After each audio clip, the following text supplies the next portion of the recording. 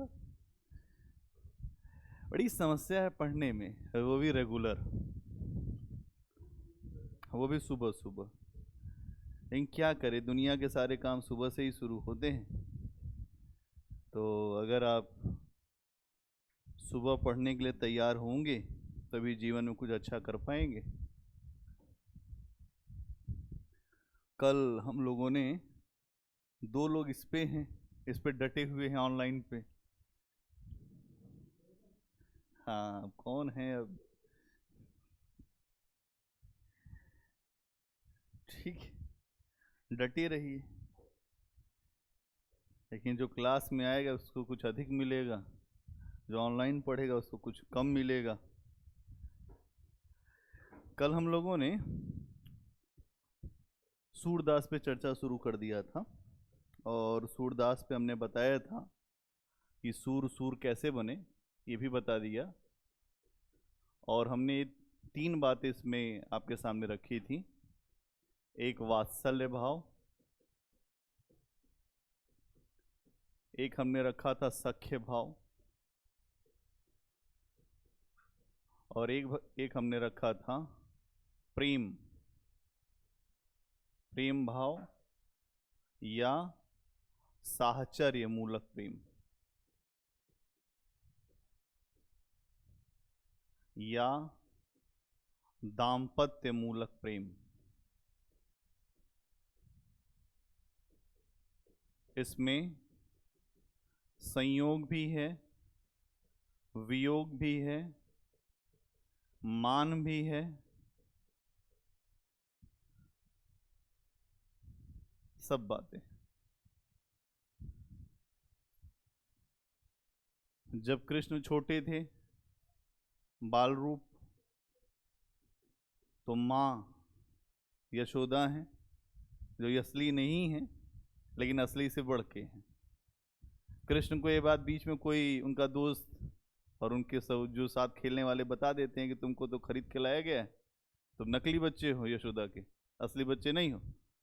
बहुत दुखी हुए कृष्ण कि ये क्या मजाक चल रहा है। लेकिन कभी आप इस बात को समझिएगा कि यशोदा ने कभी ऐसा नहीं फील होने दिया है कि कृष्ण कौन है या कहाँ से आए। प्रेम जितना यशोदा का अपने बच्चे के साथ है, वैसा आम तौर पर आप देखेंगे हर माँ का होता है। लेकिन हर माँ के प्रेम में कुछ न कुछ चीज़ें आपको अलग अलग दिखेंगी। तो एक बच्चे के बाल रूप, उसकी शरारतें, जो वो क्रीड़ा करता है, ठीक है, जो क्रीड़ा करता है, और जो उसके साथ एक अनुभव होता है माँ का, ये सारी बातें सूर ने ऐसी कही हैं जैसे लगता है कि सूर जो है कृष्ण की माँ है।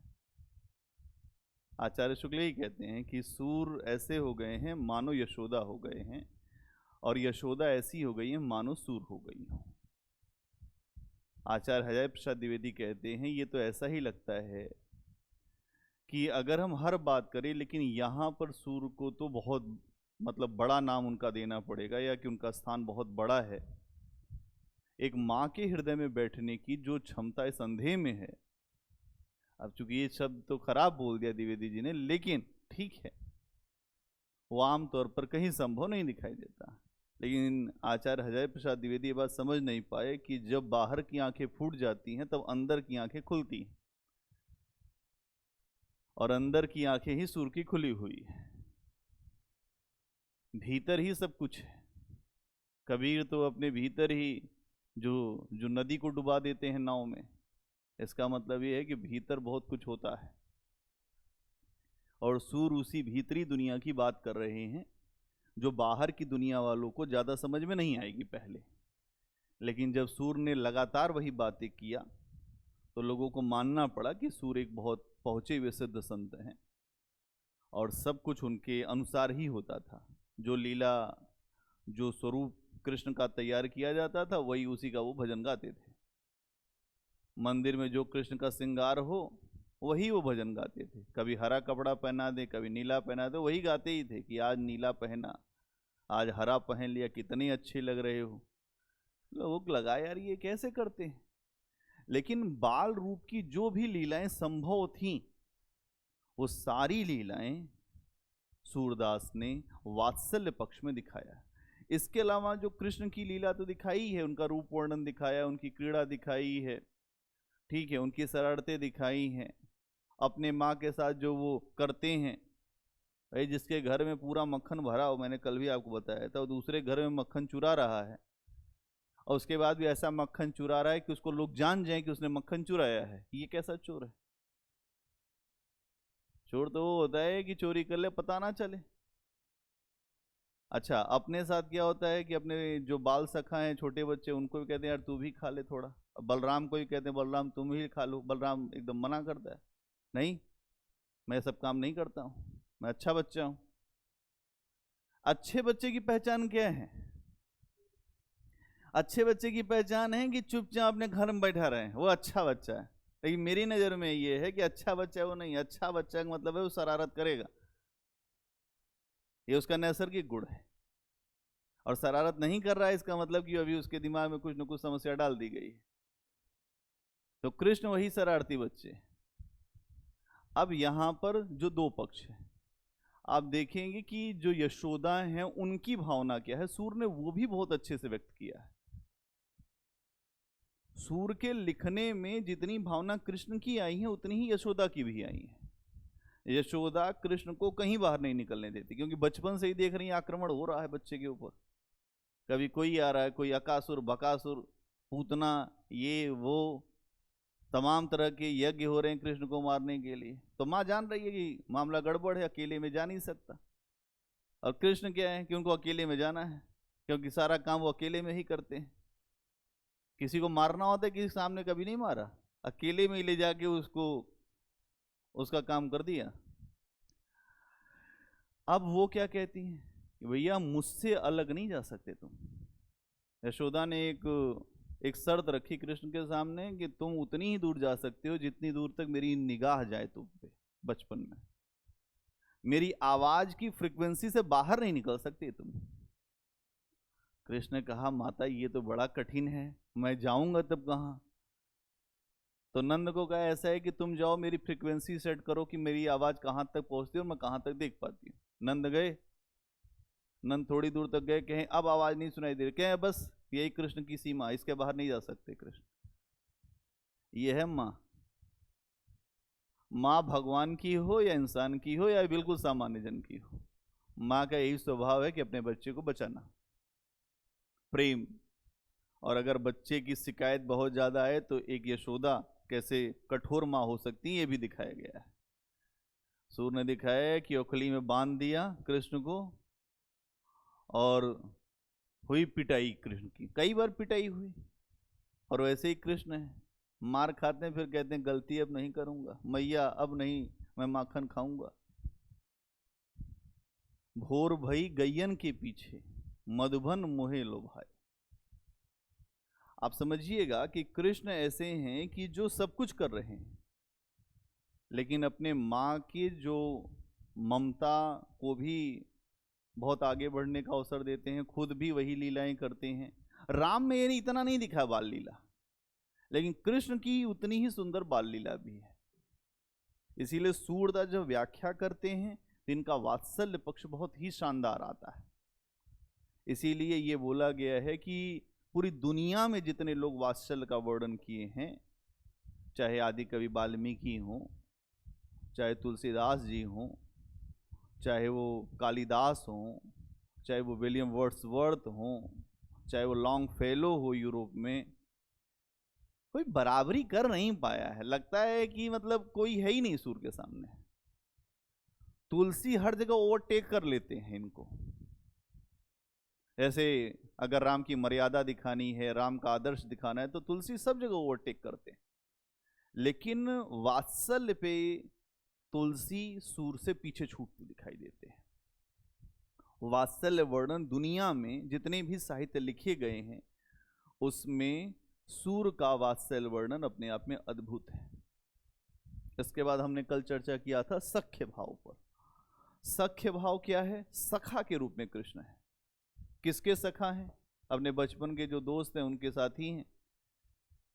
बहुत मनोबल के बाद तो धीरे धीरे तो अपने घर से बाहर निकलना शुरू हुए।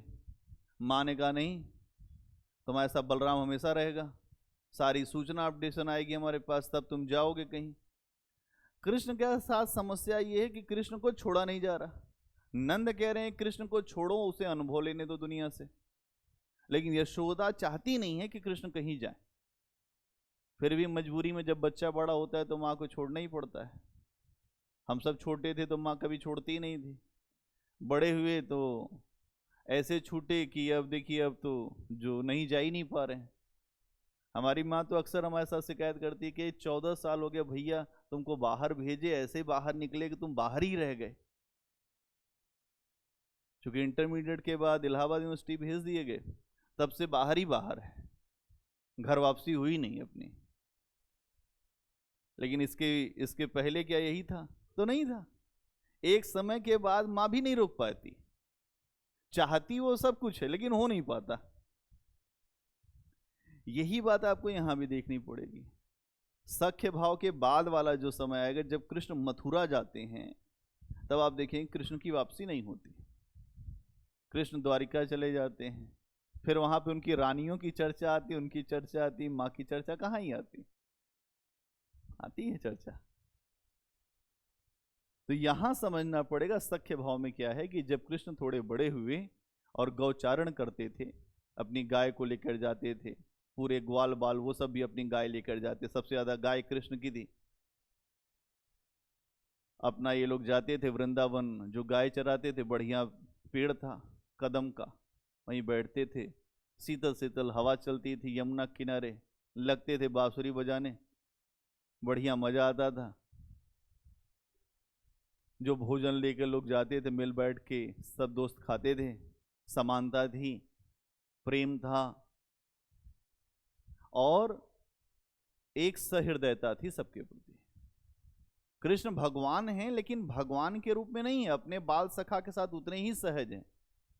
आप जानते हैं कि एक बार सुदामा ने जो है, जब वो पढ़ने गए तो सुदामा को गुरु माता ने चना दिया कि ऐसा है सुदामा, 2 मुट्ठी तुम्हारा और 2 मुट्ठी कृष्ण का, लकड़ी काट के ले आओ। गए, बारिश होने लग गई, पेड़ पे बैठे थे, लकड़ी काट ही रहे थे। सुदामा भूख लग गई, उसने 2 मुट्ठी अपना खाई लिया, कृष्ण वाला भी उड़ाने लग गया। तब ऊपर से कृष्ण करे भाई मुझे भी भूख लगी है, दे दे। कहे भैया गिर गया सारा चना।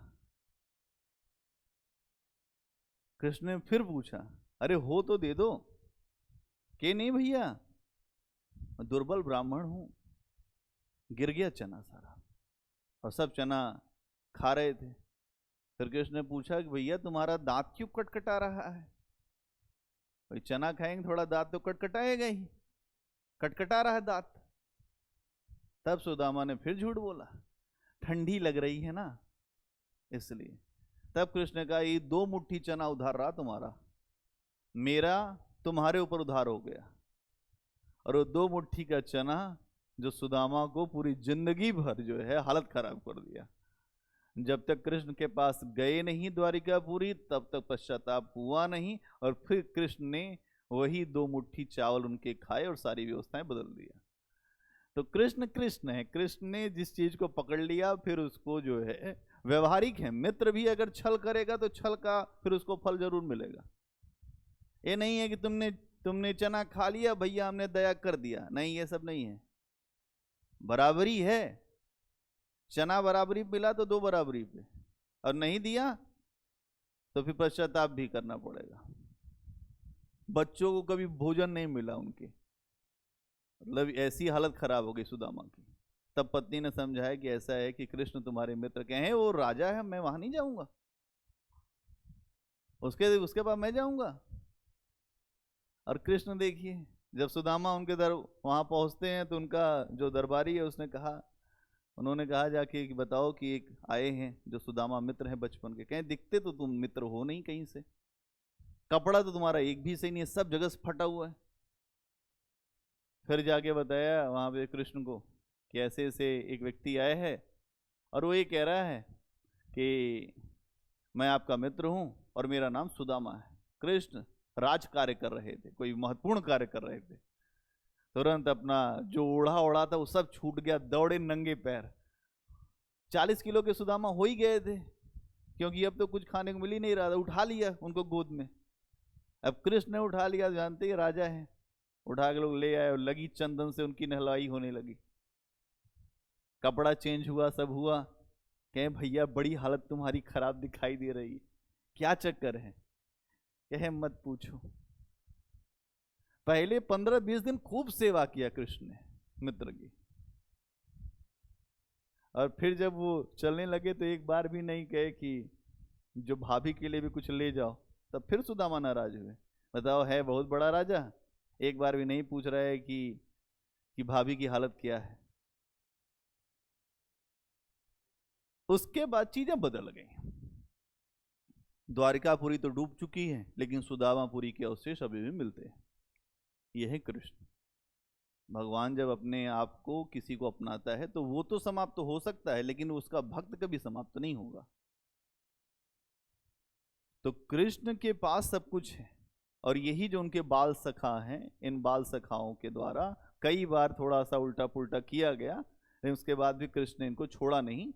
बाद में मित्रता निभाई। लोग कहते हैं मित्रता बराबरी वालों में चलती है, कृष्ण ये बात दिखाते हैं मित्रता बराबरी वालों में नहीं, गैर बराबरी में भी चल सकती है। एक राजा की भी मित्रता अपने गरीब मित्र से हो सकती है, क्योंकि राजा उसे छुएगा तो वो भी राजा हो जाएगा। यह है राजा। राजा क्या है? पारस है, और पारस अगर जिसको छू देगा वो भी सब सोना हो जाएंगे। तो कृष्ण वैसे हैं। यहां लोग क्या कहते हैं, जो गरीब है उसका साथ पहले छोड़ते हैं, क्या यार अगर कुछ मांग लेगा। कृष्ण के अंदर वो सख्य भाव है। मैंने इसके पहले आपको कल भी बताया था गोवर्धन की घटना। इंद्र की पूजा को मना किया, गोवर्धन की पूजा के लिए लोगों को प्रोत्साहित कर दिया। इंद्र नाराज हो गया, इंद्र ने खूब बारिश कराई, पूरी बाढ़ आ गई। फिर उसके बाद अपने मित्रों से कहा कि यार तुम लोग हमेशा इतना मलाई मिश्री खाए हो, मेरे साथ रोज चोरी करते थे, आज गोवर्धन उठाने का समय आ गया है, तो तुम लोग इधर उधर देख रहे हो, उठाओ चलो गोवर्धन। अब सारे मित्र कहें भैया कैसे गोवर्धन उठाया जाएगा? कहें लगाओ जोर। तो सुदामा से कहा अपने तुम जो डंडा लेके चलते उसी लगाओ डंडा। अपनी उंगली लगा दिया, उड़ गया। फिर अपने मित्रों को देखा, फिर उन लोगों को लगा कि हमने नहीं उठाया, कृष्ण ने उठाया। हाथ हटाने लगे, कहें यार दब रहे हो, नीचे चले जाओगे, तुम ही लोग उठा के रखे, उठा के रखो। यह समानता। ईश्वर होकर भी ये नहीं कहा मैंने उठाया, ये कहा कि मेरे ग्वाल सखाओं ने उठाया है। भगवान और इंसान सबसे बड़ा अंतर यह है कि इंसान अपने आप को भगवान घोषित कर देता है, और भगवान ऐसा सामान्य है, भगवान कभी नहीं कहता मैं भगवान हूं। राम कभी जीवन में नहीं कहे मैं भगवान हूं। सामान्य व्यक्ति को भी उतना दुख नहीं हुआ जितना राम को दुख हुआ अपने जीवन काल में। राम का जीवन एक दिन नहीं जी सकते हम। जंगल एक दिन अभी जाके रहना हो, तुरंत आपको शेर खा जाएगा, भालू खा जाएगा। क्या बात समझ में आ रही है? इसलिए कोई भी व्यक्ति जो भगवान की कोटि में है उसने कभी भगवान नहीं कहा। बाद में हम उसकी लीलाओं को देखकर भगवान कहते हैं कि भाई ये जो काम है ये सामान्य व्यक्ति के बस की बात नहीं है। तो सख्य भाव समझ में आई बात? बोलिए। सख्य भाव में यही है, चरावत वृंदावन हरि धेनु। चरावत हरि वृंदावन धेनु। वृंदावन में हरि धेनु चरा रहे हैं। वृंदावन अद्भुत जगह है, जहाँ यमुना का तीर है, सब जगह फूल खिले हुए हैं, देखने में बड़ा मनोहारी है। वहाँ के कंकड़ पत्थर भी कृष्ण कृष्ण बोलते हैं। ये वृंदावन के बारे में जानकारी मिलती है। वृंदावन में जो लोग रहते हैं, अभी आप देख रहे होंगे कि वहाँ पे विदेशी पहुँच के वहाँ की नाली साफ कर रहे हैं। स्थिति ये है, आप यूट्यूब पे डालें आपको मिल जाएंगे वीडियो, कि विदेशी पहुँचे हैं, उन्होंने सुन रखा है वृंदावन की लीला कि कृष्ण यहीं पे घूमते थे, रास रचाते थे, ऐसा होता था, ये होता था। यहीं पे जो रमण रेती है जहां पर गोपियां थी, तो महिमा है, हर स्थान की महिमा एक होती है। जहां सत्पुरुष कोई कर्म कर जाते हैं वो स्थान तीर्थ हो जाता है। आज मक्का क्यों जाते हैं, मदीना क्यों जाते हैं, हम यरूशलेम क्यों जाते हैं? क्योंकि वहां कोई महापुरुष रहा हुआ है। तीर्थ क्या है? तीर्थ अगर किसी सामान्य व्यक्ति ने अपने आप को जागृत कर दिया, वही तीर्थ स्थान है। गुरु नानक जी तो वैसे ही जन्म लिए जैसे हम आप लिए, कबीर साहब वैसे ही जन्म लिए, लेकिन आज उनके जन्म स्थान पर उत्सव मनता है। क्यों? क्योंकि ये महान लोग हो गए, जन्म मरण की परिधि से बाहर हो गए। और जब जन्म मरण की परिधि से बाहर हो जाते हैं तो ऐसे ही लोग ईश्वर हो जाते हैं। फूटा कुंभ जल जल ही समाना ईतत कहे ज्ञानी। फूट गया कुंभ और जल में ही समा गया, इस बात को ज्ञानी लोग कहते हैं। ज्ञानी लोग ये कहते हैं कि जब मेरा जो है वो तुम्हारे में मिल गया तो क्या होगा? तुम में मिलने के बाद वही होगा जब कतरा दरिया में गिरा तो फना हो गया। काम ही खत्म। अभी तो आप बाहर बाहर चल रहे हैं। अभी तो आप ये समझिए, अभी तो राधा पे चर्चा बाकी है, अभी तो राधा पे चर्चा आई ही नहीं है। राधा अपने आप में ही एक अलग मामला है। राधा कृष्ण का विवाह नहीं हुआ, लेकिन राधा कृष्ण की पूजा होती। क्यों? सबसे बड़ी है प्रेम की बात। और प्रेम एक होता है शारीरिक सांसारिक, और एक प्रेम होता है हृदय से, जो किसी से हो जाता है। और उस प्रेम में सब कुछ व्यक्ति दे देता है, बदले में अपने प्रियतम की खुशी चाहता है। राधा ने जो है कृष्ण को रोका ही नहीं जाते समय, जब वो वृंदावन से जा रहे थे। गोपियां रोने लग गई। फिर राधा ने कहा कि भाई मैं नहीं जाऊंगी मनाने, जा रहे हैं तो जाएं, जा रहे हैं तो जाएं, फिर देखा जाएगा। और इसीलिए कृष्ण जब बाद में उनकी कई विवाह हो गए, रुक्मणी, सत्यभामा और सबसे, तब कृष्ण से कई बार पूछा गया कि सबसे ऊपर कौन है। जो साथ में रहने वाले लोग थे, कृष्ण ने उनका नाम लिया ही नहीं। कृष्ण ने कहा राधा सबसे सर्वोपरि है। क्यों? क्योंकि प्रेम जो है वहां पर सब कुछ देने का भाव बहुत कम लोगों में होता है। सब कुछ देने का नाम प्रेम है, प्राप्त करने की अपेक्षा नहीं है।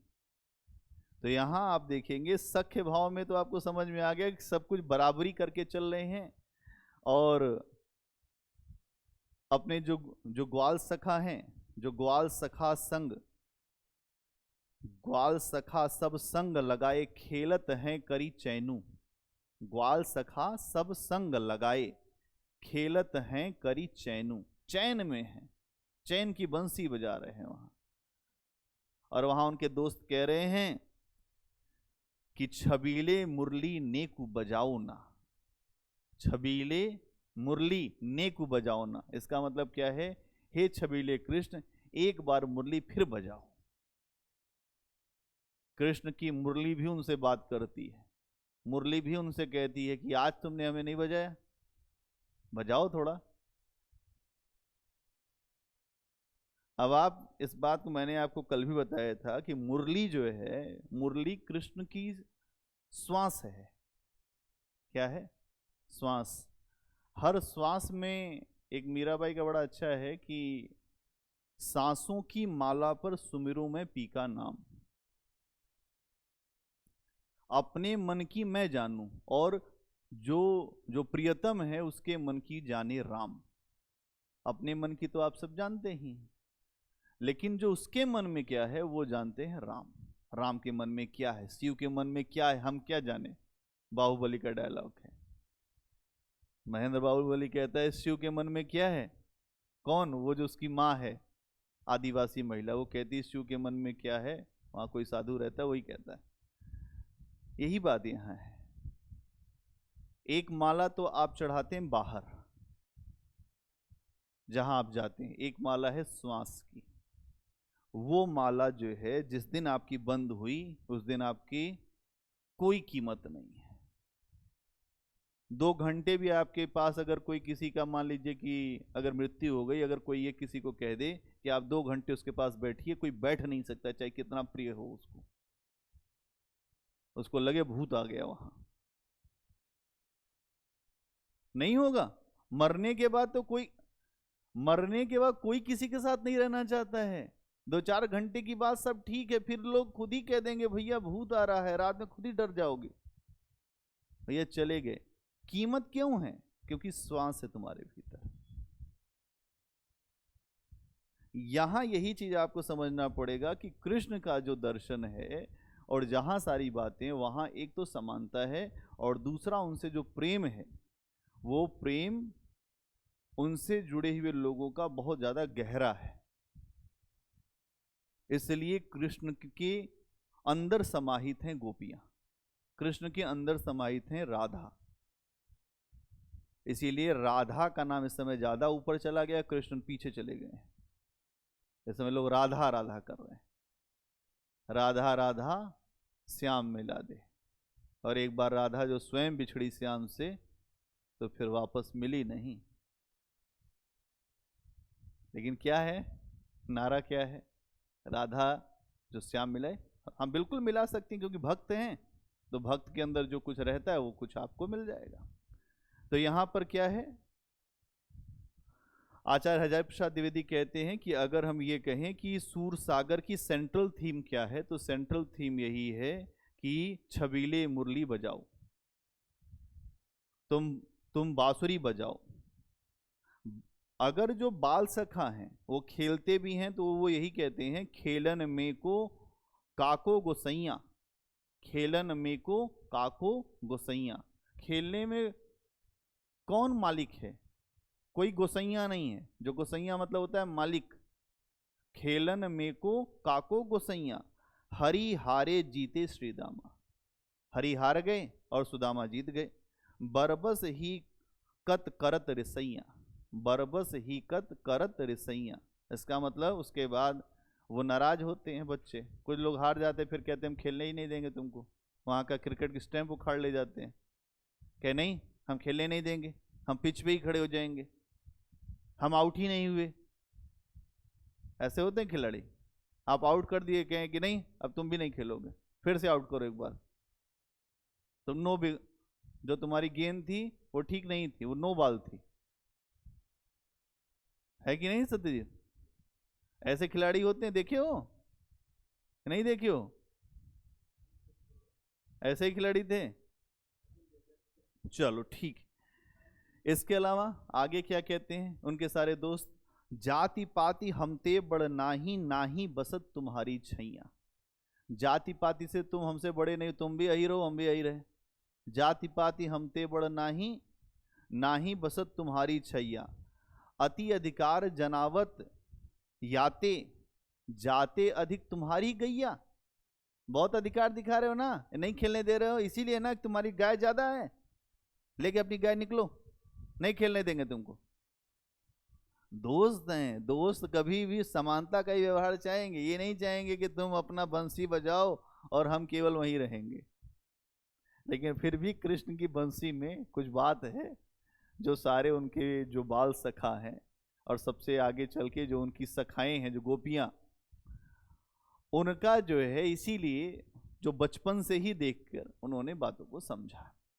और क्या है, मैंने आपको बताया था कि जब कृष्ण मथुरा चले गए मामा कंस की पिटाई करने के लिए, मामा कंस अत्याचारी मामा था, अक्रूर जी ने बताया कि चलो कृष्ण मामा बुला रहे हैं। तो कृष्ण तो बच्चे थे उस समय, 13-14 साल के रहे होंगे जब अक्रूर के साथ गए। तो माँ का दिल भी विचलित हो गया कि अब वहां जा रहा है कंस। लेकिन फिर बचपन से कृष्ण को देखा था कि ठीक है अक्रूर जी ले जाइए। गए तो ये हुआ मल्ल युद्ध होगा। मल्ल युद्ध जानते हैं, कुश्ती। हाथी पहले भेजा गया, हाथी मार दिया कृष्ण ने, हाथी मार दिया, ऐसी बातें आती। फिर आए मामा, मामा ने कहा हम ही लड़ेंगे इससे। फिर मामा को बहुत मार मारा, पटक पटक के, और मामा को मारते ही मारते जो है कुश्ती में मार ही दिया वहीं। कंस मामा की हत्या कृष्ण ने, 13-14 साल के कृष्ण थे, तो जिंदगी भर तो मक्खन मलाई खाए थे। भाई जो खाने पीने में ध्यान रखेगा उसको पता ही है कि आगे चल के फिर क्या करना है। जो खाने पीने में ध्यान नहीं रखेगा वो तो हो जाएगा जो नागमती जैसा। न रक्त है न मांस है, तोला मांस रहा नहीं देहा, 1 तोला मांस नहीं है शरीर में। इश्क हो जाता है लोगों को तो रक्त मांस उसका खत्म हो जाता है। लेकिन कृष्ण ऐसे नहीं है, खाने पीने में पूरा मेंटेन किए हुए, गए कंस को उसके बाद निपटा दिया। लेकिन जब निपटा दिए तो वहां पे मथुरा में रुकना पड़ा, चूंकि अब राजा मार दिया। अगर आप देखें तो उसी परिवार के ही थे, जो मथुरा की रियासत थी वो उन्हीं की थी, बाद में राजा बने, आए नहीं। तो एक आपको उदाहरण मैंने बताया था कि जो यशोदा वाला था, कि यशोदा ने कहा कि नंद लीजो जो ब्रज ठो की बजाए, अब मेरा तो मन करता है वहीं चली जाऊं, लेकिन मेरे मन में बहुत सारी बात होती है। फिर मैं देखती हूँ नवनीत देख मोहे सूल होता है, यह जो नवनीत है यह केशव के मुख के लिए है, ये कृष्ण के लिए है। इसको मैं देखती हूँ मक्खन को तो मुझे सूल हो जाता है। उनके दोस्त क्या कहते हैं, भय हरि मधुपुरी राजा, भय हरि मधुपुरी राजा, बड़े वंश कहाए। बड़े वंश के कहलाते हैं अब, यदुवंश, बड़े वंश कहाए। राजभूषण अंग भ्राजत, राजभूषण पूरा एकदम जो गहना वहना पहन लिया है सोने का, अब क्या पूछना है। अहिर कहत लजात, अब क्यों अहिर कहलाएंगे, अब तक तो यहीं पे गाय चराते थे, अब अहिर कहलाने में उनको लाज आती, इसलिए अपने मित्रों से मिलने नहीं आ रहे। अब इनके मित्र इसलिए बात बोल रहे हैं कि भाई अधिकतर टाइम उन्हीं के साथ होता था पास, कृष्ण चले गए, अब वो समय नहीं पास होता। अब ये किससे कहें कि छबीले मुरली ने क्यों बजाओ, तो बेचैन हो गए। और कृष्ण की निष्ठुरता पर इन्होंने ये बात कही कि बड़े निष्ठुर हो तुम। लोग कहते हैं ना कि बहुत निष्ठुर हो तुम, इसका मतलब क्या है, पत्थर दिल, पत्थर दिल, निष्ठुरता। तो कृष्ण की निष्ठुरता पर उनके मित्रों ने जो है ये बात बोली है, भय हरि मधुपुरी राजा, मधुपुरी राजा मतलब मथुरा के राजा, बड़े वंश कहाए, राजभूषण अंगभ्राजत, अहिर कहत लजात। ठीक है, क्या इतनी बात समझ में आ गई। दाम्पत्य प्रेम, प्रेम भाव, साहचर्य मूलक प्रेम। क्या है साहचर्य मूलक प्रेम। अगर आप देखेंगे कि वृंदावन में जो है पहले कृष्ण रहते थे गोकुल में, लेकिन गोकुल में पड़ गया सूखा। फिर उसके बाद कृष्ण ने अनुभव में दिखाया सबको कि अब हम लोग को थोड़ी दूर जाना पड़ेगा वृंदावन। तो उनकी माँ ने कहा नहीं मैं नहीं जाऊंगी अपना घर छोड़ के, ये वो 3-5 सारी बातें हुई। लेकिन कृष्ण ने फिर सबको अनुभव में दिखाया नहीं हमको जाना ही होगा। वृंदावन थोड़ी दूर पे था, यमुना का किनारा वृंदावन। बाद में कृष्ण वहाँ पहुँचे, और जब वृंदावन पहुँचे 8-9 साल के हो गए थे। अब 8-9 साल की हो गए तो जितनी वहाँ की गोपियाँ थी उनसे हास परिहास शुरू किया। फिर कृष्ण ने, आपने खूब कहानियाँ सुनी होंगी, कृष्ण ने कपड़े चुरा लिए, लोग नहाते, मतलब कृष्ण बहुत कुछ करते हैं। आरोप बहुत लगे हैं, लेकिन उसका मतलब कोई नहीं जानता कि ये मतलब क्या है कृष्ण का। हास परिहास है, कृष्ण किसी से मिलते हैं तो हंसते हैं। पहली बात, अगर आपने हंसा किसी को देख के तो सामने वाला भी अगर ठीक है तो वो भी हंस ही देगा, परिचय होगा, फिर हास परिहास से परिचय होगा। और ऐसे ही धीरे धीरे गोपियों में प्रेम का उदित हुआ, उनके भीतर जो है प्रेम की भावना उदित हुई। जो गोपियां हैं वो कृष्ण के साथ जो बचपन से खेलती हैं, जो छोटी बच्चियां हैं खेलती हैं, जो बड़ी हैं वो भी खेलती हैं, चाची काकी वो सब भी खेलती हैं। सब कृष्ण शुरू से ही सबके लिए ठीक रहे हैं, लेकिन जो उनके साथ वाले थे उनके लिए जो प्रेम का विषय हो गया।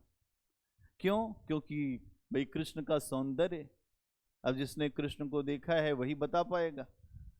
अब तो सूर कहते हैं कि ऐसी उनकी छवि है कि जो देखेगा वो देखता ही रह जाएगा। अब बेचारी गोपियां ही क्या कर लेंगे, अपने पति भूल गई गोपियां, बाद में अपने परिवार भूल गई गोपियां। गोबर के उपले बनाने वाली जो गोपियां आज उनकी पूजा होती है, ये हैं कृष्ण। जो गोबर होता है ना, आपने देखा होगा, उसके उपले बनाती हैं, कंडे बोलते हैं उसको। कंडे बनाने वाली गोपियां आज कृष्ण के साथ नाम जपा जाता है उनका। यह है प्रेम। प्रेम गली अति साकरी, प्रेम की गली बहुत साकरी है। राजा प्रजा जही रुचे, शीस दे ले जाए। राजा को रुचता है प्रेम या प्रजा को रुचता है, वो भगवान के सामने शीस दे दे और ले जाए प्रेम। अब यहां समझना पड़ेगा यही है, कृष्ण बचपन से साथ खेलते हैं, खेलते खेलते गोपियां उनको देखती रहती हैं, उनके सौंदर्य को, उनके मनोहर रूप को, और मुग्ध होती चली जाती हैं।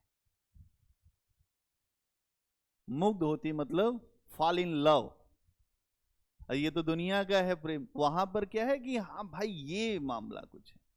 कृष्ण क्या है? परमात्मा है। जो गोपियां क्या है? आत्मा है। आत्मा का सहज आकर्षण होता है, परमात्मा की तरफ बढ़ती है आत्मा। अगर कोई सही बात करे, आनंद आने लगे, तो फिर आदमी वहां रुकता है। धीरे धीरे हास परिहास छेड़छाड़ प्रेम में बदल गया, और प्रेम व्यापार होने लगा, आपस में लोग मिलने जुलने लगे। सूर के यहां जो प्रेम है वो रूप लिप्सा और साहचर्य दोनों से है। जो गोपियों का प्रेम कृष्ण से क्यों हो रहा है? क्योंकि कृष्ण की सुंदरता, रूप, इसको कहते हैं रूप लिप्सा। दूसरा साहचर्य, वो कृष्ण के साथ रहती हैं इसलिए हो रहा है।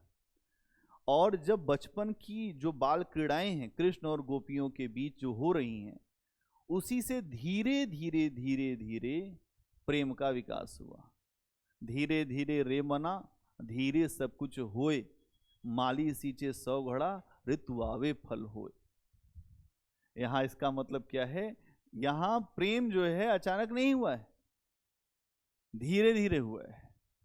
इसीलिए यहां पर राधा और कृष्ण के प्रेम में आकर्षण है तो परिचय भी है और साहचर्य भी है। वो एक दूसरे से पहले परिचय करते, ये नहीं है कि हाय हाय करते हुए प्रेम हुआ है। यहां लोग हाय हाय करते प्रेम कर देते हैं, वैसा प्रेम नहीं है। पहले परिचय हुआ, फिर साथ रहे, फिर आगे पीछे आए गए होंगे, फिर वहां पे प्रेम बढ़ा, ऐसा प्रेम है। आचार्य शुक्ल कहते हैं, बड़ी अच्छी लाइन है जो अभी मैंने बोली आपके सामने, हास परिहास और छेड़छाड़ के साथ प्रेम व्यापार अत्यंत स्वाभाविक रूप से सूर ने दिखाया है। मतलब राधा और कृष्ण के बीच जो प्रेम है वह हास परिहास के साथ प्रेम व्यवहार हुआ है। और ये कहते हैं कि यहाँ पर ये जो प्रेम है वो किसी के रूप की चर्चा सुन के या किसी के अकस्मात किसी की एक झलक पाकर हाय हाय करते हुए प्रेम का आरंभ नहीं हुआ। आचार्य शुक्ल कह रहे हैं मतलब किसी की प्रेम, मतलब किसी की जो रूप की चर्चा सुन लिए कि फलाना व्यक्ति बहुत सुंदर है, ऐसा है, या छेड़छाड़, अगर आप ये कहें अकस्मात किसी की एक आपको झलक मिल गई, आपने देखा, आप पागल हो गए, आप हाय हाय करने लगे कपड़ा फाड़ दिए अपना, नहीं प्रेम प्रेम प्रेम। कहीं आचार्य शुक्ल कह रहे हैं ऐसा प्रेम नहीं है। हाय हाय करते हुए प्रेम का आरंभ नहीं हुआ, बल्कि नित्य अपने बीच चलते फिरते हंसते बोलते वन में गाय चराते गोपियां कृष्ण को देखते देखते कृष्ण के प्रेम में विह्वल हो गईं और कृष्ण उनके प्रेम में विह्वल हो गए। कृष्ण जो गोपियों में हैं और गोपियां कृष्ण में हैं, ये कहते हैं आचार्य शुक्ल। अब ये जो बात है, ये बात बोल रहे हैं सूर को देखते हुए ये लगेगा कि जो गोपियां हैं वो कृष्ण में हैं और कृष्ण गोपियों के साथ हैं। उदाहरण देखिए, खेलन हरि निकसे ब्रज खोरी। आज कृष्ण ने कहा कि आज ब्रज चलेंगे अपने खेलने, तो 4 साथी हैं लेकिन आज अकेले निकले। खेलन हरि निकसे ब्रज खोरी, औचक ही देखी तह राधा। अचानक उनकी निगाह उठी, देखा राधा, औचक ही देखी तह राधा। फिर क्या देखते हैं? नैन विशाल, आंखें बड़ी बड़ी सुंदर, भाल दिए रोरी, एक बिंदी लगाई होगी रोरी, भाल दिए रोरी, अपने मस्तक पे बिंदी लगाई है राधा। सूर श्याम देखत ही रीझे, सूर कहते हैं श्याम देखे और तुरंत रिझ गए कि वाह, कहाँ कि ये कौन आ गई। सूर श्याम देखत ही रीझे, नैन नैन मिली परी ठगोरी। और जैसे जैसे देखते गए वैसे वैसे ठगे जाते गए। नहीं होता कि नैनों की मत सुनिए रे, नैना ठग लेंगे, एक गाना है आपने सुना होगा। ये सब इसी पे ही बने होंगे कुछ ना कुछ। देखो, गाने बनाने वाले लिखने वाले भी पढ़े लिखे होते हैं, ऐसा कुछ नहीं है कि उनको आ गई कल्पना अपने आप हवा में। सूर को पढ़ा होगा, किसी को पढ़ा होगा तो यहां पे आ गया। सूर श्याम देखत ही रीझे, नैन नैन मिली परी ठगोरी। फिर क्या होता है, बूझत श्याम कौन तू गोरी। बूझत श्याम कौन तू गोरी, मतलब श्याम इसके पहले भी बहुत सारी गोरियों से जो मिलते रहे होंगे, क्योंकि जो भी वहां पर लोग थे सबसे उनका परिचय। अब ये राधा नहीं दिखाई दी तो पूछ लिया, बूझत श्याम कौन तू गोरी। फिर पूछते हैं कहां रहती, कहां रहती हो, काकी तू बेटी,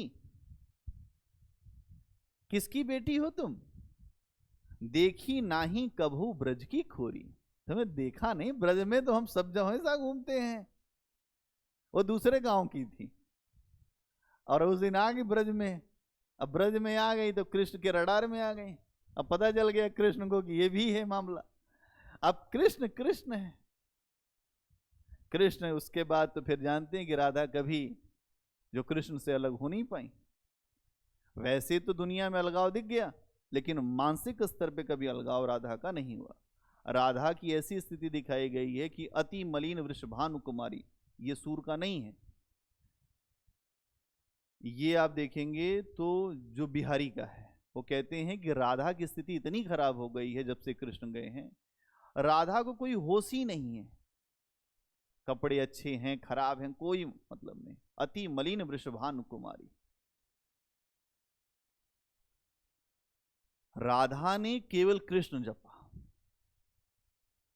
और जो कृष्ण जप कर वो कृष्णमय हो गई। आज लोग राधा जप के कृष्णमय हो जा रहे हैं।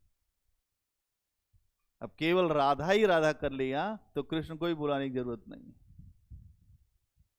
कृष्ण का मतलब ही है एक दूसरे के पर्यायवाची हैं राधा और कृष्ण। राधा जपोगे तब भी कृष्ण मतलब निकल के आएगा, कृष्ण जपोगे तब भी राधा ही मतलब निकल के आएगा, एक ही। हाँ बोलिए, कुछ कहना चाहते हैं? नहीं, नागमती का विरह अलग है। राधा का विरह यह है कि जहां अपने साथ में जो लोग भी रह रहे हैं सबके जीवन को कृष्णमय कर दिया है राधा ने। राधा केवल भजन करती हैं, नाम जप। नागमती नाम जप नहीं कर रही है। हाँ।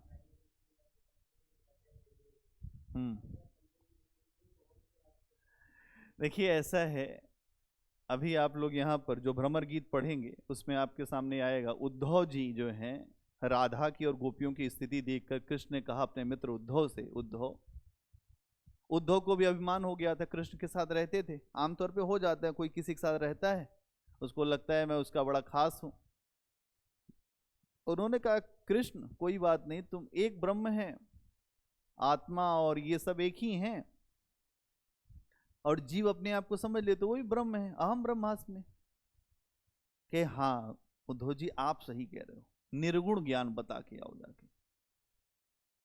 उद्धव कहे ठीक है, ये तो बहुत छोटी बात है, जो गोपियों को समझाना कोई बड़ी बात नहीं, मैं समझा दूंगा। गए, गोपियों ने पकड़ लिया उद्धव को।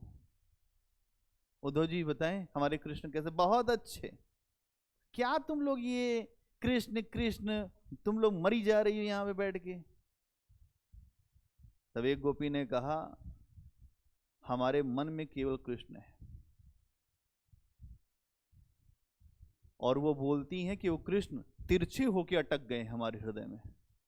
उदाहरण देखिए, वो कहती हैं कि कृष्ण जो हैं, कृष्ण एक मन रो एक मन थो, जो जो गयो श्याम संग को अवराधे ईश। तो यहाँ पे गोपियां कहती हैं एक मन था, वो श्याम के संग चला गया। अब किस ईश्वर को मैं आराधूं, किसको बुलाऊं।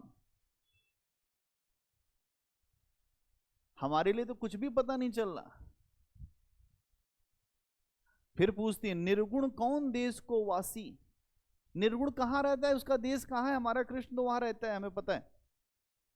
किस निर्गुण की तुम भक्ति कराने के लिए आए हो? थोड़ी देर प्रश्न उत्तर हुआ, आधा एक घंटा उद्धव ने पैर पकड़ लिया गोपियों के, भैया माफी करो, भक्ति दो, मान गए तुम्हारे सामने हम कुछ भी नहीं है। वो गोपियां गांव की ग्वालिनी थी, पकड़ लिया उद्धव ने पैर, राधा का माफ करना देवी, गलत जगह आ गए। कृष्ण जानते थे कि अभिमान है उद्धव को अपने ज्ञान का। ज्ञान पढ़े लिखे से नहीं आता कि पढ़ लिया तुमको ज्ञान हो जाएगा, ज्ञान आता अनुभव से, प्रेम से। और यहां जो गोपियां हैं उनके पास प्रेम और अनुभव दोनों है। अनुभव क्या है? कृष्ण उन सबको दिख रहे हैं। प्रेम क्या है? जब वो कृष्ण को याद करती तो रोने लगती। कल भी चर्चा हम लोगों ने की थी। आप देखिए ना, कभी भी आपको जो देखना हो तो प्रेमानंद जी को देख लीजिए, आपके सामने सबसे अच्छा उदाहरण वही है। जब भी कोई भी वहां पे जो भजन गाता है वो रोने लगते अपने आप, और वो रोते भी नहीं, अपने आप ही आंसू निकलने लगते। ये क्या है? प्रेम। प्रेम है तो आप उतने ही निश्चल हैं, प्रेम नहीं है तो आप हंसेंगे, अरे ये देखिए रो रहे हैं। आंसू तो आपके अंदर की पवित्रता का सूचक है कि आप ठीक हैं, अभी मामला ठीक है, अभी बनावटी ज्यादा नहीं है। तो यहां यही बात है, जिसकी दोनों किडनी खराब हो जाए, ऐसा संत अगर जी रहा हो तो ईश्वर की ही कृपा है। वो मेडिकल साइंस फेल हो गई है वहां, और अब उनसे मिलने के लिए बड़े बड़े लोग जाके जो है महाराज, बड़े बड़े सिंगर, बड़े बड़े जो खिलाड़ी, अभी जो परमवीर चक्र विजेता योगेंद्र सिंह यादव पहुंचे थे, क्यों जा रहे हैं? कि देखो कुछ ना कुछ इस दुनिया को चलाने वाली शक्ति है, और वो शक्ति सब में कामयाब होती नहीं, वो उनके साथ ही काम करती है जो उसमें डूबता है। ये बात यहां समझना है। तो फिर क्या है, आपको ये बात समझ में आ गई कि कृष्ण ने उनको देखा नहीं था ब्रज की खोरी में, इसीलिए कृष्ण ने पहचान किया। फिर क्या होता है? पहचान करने के बाद राधा और कृष्ण प्रेम में रहते हैं। आचार्य शुक्ल इसी बात को कहते हैं कि भाई बहुत ही अच्छा, बहुत ही अच्छा। वृंदावन में कृष्ण और गोपियों का संपूर्ण जीवन एक क्रीड़ा है, एक रास है, और इसमें पूरा संयोग है। तो संयोग में सुख के जितने भी प्रकार हो सकते हैं, सूर ने सब कुछ दिखा दिए हैं। कि राधा और गोपियां जब यमुना के किनारे मिलती हैं तब भी दिखाया है, जब वो आते जाते देख रहे हैं वो भी दिखाया, सब कुछ दिखाया। ऐसा लगा है कि सूर ने लाइव पिक्चर देखी है कृष्ण की। उनके पास टाइम मशीन रही हो कि उसी समय चले गए और वो सब देख के फिर उतार दिया। अब आप सोचिए, अंधे रहे होंगे तो कैसे लिखा होगा उन्होंने, तो बोला होगा उन्होंने, किसी ने लिखा होगा। ये समझने की जरूरत है। और यहां आप देखेंगे आचार्य शुक्ल कहते हैं कि इनका प्रेम ऐसा संगीतमय जीवन है जहां ऐसा लगता है कि वो चलती हुई धारा है। जैसे नदी की धारा तुम देखो और तुम उसे देखते जाओ, और उसमें तुम्हें देखने से एक मधुरता मिले, एक तुम्हारे अंदर भी जो भक्ति आ जाए, प्रेम आ जाए, ये है। इसके अलावा और कुछ भी नहीं दिखाई देता। ऐसा प्रेम नहीं है कि जहां पर अश्लीलता है, जहां बहुत समस्या है। अभी आपने सुना होगा इसमें एक बार कि जब गोपियां नहा रही थी तो कृष्ण पहुंच गए। उस समय 8 साल के रहे होंगे, 7 से 8 साल के। तालाब में नहा रही थी, वो पहुंच गए तो सबके कपड़े गायब कर दिए। फिर बोला कि आओ बाहर, कहे तुम देख रहे हो। तब कृष्ण ने कहा हम तो उसमें भी हैं, जल में भी, जहां तुम नहा रही हो। ये क्या है? एक ईश्वर का अपने आप को आभास करा रहा है वो ईश्वर कि तुम जहां सोचती हो वहां भी मैं ही हूं, और जो तुम जहां ये सोच रही हो कि मैं नहीं हूं, वहां भी मैं हूं। सब जगह मैं ही मैं हूं। एक बहुत बड़ा दर्शन का एक विषय है, जहां कृष्ण ने गोपियों को यह समझाया कि मेरा सब जगह अस्तित्व है। जब आप भगवत गीता पढ़ेंगे, वहां आता है कि मैं कण-कण में व्याप्त हूं। ईश्वर हर जगह व्याप्त है। इसीलिए कभी भी किसी की बात सुन के किसी बात को लेकर बहुत ज्यादा वो नहीं होना चाहिए कि कृष्ण के ऊपर, अरे कृष्ण किस स्तर पे खड़े हैं, आपका स्तर कहां है? कृष्ण जन्म लेते ही योगेश्वर हैं। योग पूरा सिद्ध है। एक योगियों की अवस्था, बुद्ध की अगर आप जीवनी पढ़ें, उसमें आता है कि हर जन्म में उनको कुछ न कुछ ज्ञान था। और जो प्राप्ति वाला योगी होता है, वो जैसे अगर उसकी प्राप्ति हो चुकी, उसका जन्म लेना ही केवल निमित्त होता है। जन्म लेगा, वो सारी सिद्धियां खड़ी हो जाएंगी। तो कृष्ण के स्तर पे वही बात है। इसीलिए कृष्ण के जो रडार में जितने लोग आए, वो सब के सब उनकी भक्ति में चले गए।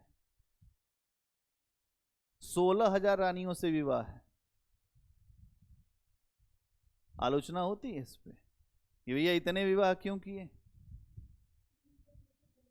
हाँ, उसमें मामला ये कि 16,000 राजकुमारियों को एक दैत्य था जो जरासंध नाम का, उसने सबको कैद कर रखा था। कृष्ण ने बाद में उन सबको छुड़ाया, तो उन लोगों ने कहा कि अब हम अपने घर नहीं जा सकते, हमारी इज्जत समाप्त हो चुकी है। तो कृष्ण ने कहा कि आपकी इज्जत कैसे वापस आएगी देवियों, बताओ। कहे आपसे विवाह करेंगे। कहे हमसे विवाह का मतलब क्या है पता है? हमसे विवाह तो बहुतों ने किया है। अगर तुम्हारा इससे, कहे नहीं विवाह करो, आत्मदाह कर लेंगे हम, आत्महत्या। कृष्ण ने कहा यार, हमसे विवाह करने का मतलब यही है कि तुमको भजन करना पड़ेगा, विवाह का मतलब यही है। चलो मथुरा चलो, वृंदावन चलो, जहां चलना है चलो, वहां रहो। उन लोगों ने कहा हम वृंदावन रहेंगे। 16,000 रानियां वही गोपियों के रूप में हैं। और कृष्ण ने कहा ठीक है चलो विवाह कर लो, क्या दिक्कत है। आजीवन उन्होंने कृष्ण की भक्ति किया। कृष्ण सम्मान को बचाने वाले व्यक्ति हैं। दुनिया की आलोचना की उनको परवाह नहीं है। जो साथ जुड़ा उसके सम्मान बच जाए, उसकी परवाह है कृष्ण को। समझ में आई कृष्ण की बात? कृष्ण के सामने अगर 16,000 जो राजकुमारी हैं, अगर वो आत्मदाह कर लेती, तो कृष्ण क्या कर पाते? उन्होंने ये कहा कि सम्मान हमारा बचेगा तभी जब आप विवाह करोगे। तो कृष्ण ने एक प्रतीकात्मक विवाह कर लिया कि ठीक है, आज से ठीक है, आप हमारे हैं, इसी नाम पे जीवन काट लीजिए।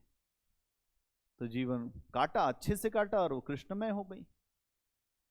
ये बात समझने की जरूरत है। इसीलिए अगर आप देखें, साहचर्य मूलक संयोग का एक उदाहरण है जहां पर राधा और कृष्ण दोनों एक साथ खड़े हैं।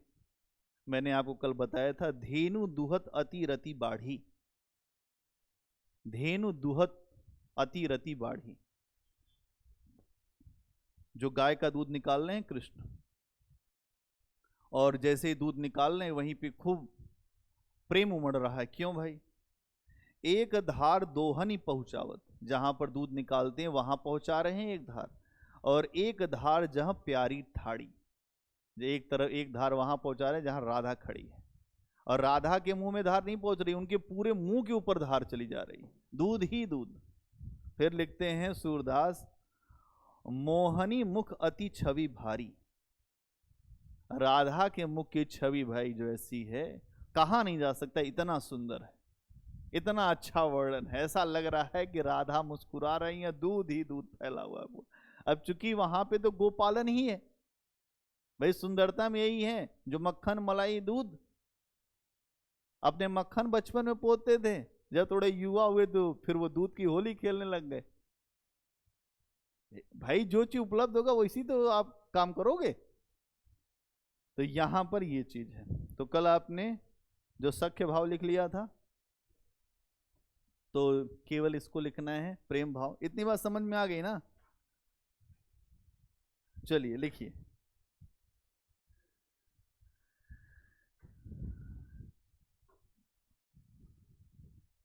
प्रेम, प्रेम भाव या साहचर्य मूलक प्रेम।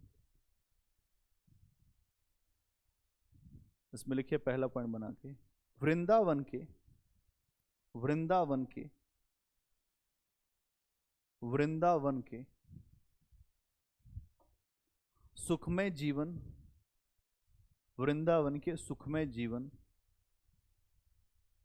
और हास परिहास के बीच, वृंदावन के सुखमय, वृंदावन के सुखमय जीवन और हास परिहास के बीच गोपियों का प्रेम उत्पन्न होता है, गोपियों का प्रेम उत्पन्न होता है। गोपियां गोपियां कृष्ण के साथ खेलते खेलते, गोपियां कृष्ण के साथ खेलते खेलते उनके सौंदर्य, उनके सौंदर्य और उनकी मनोहर चेष्टाओं पर, उनके सौंदर्य और उनकी मनोहर चेष्टाओं पर मुग्ध होती चली जाती है। मुग्ध होना मतलब क्या होता है? मंत्र मुग्ध होना, डूब जाना, मुग्ध, मुग्ध होती चली जाती है। अगला पॉइंट,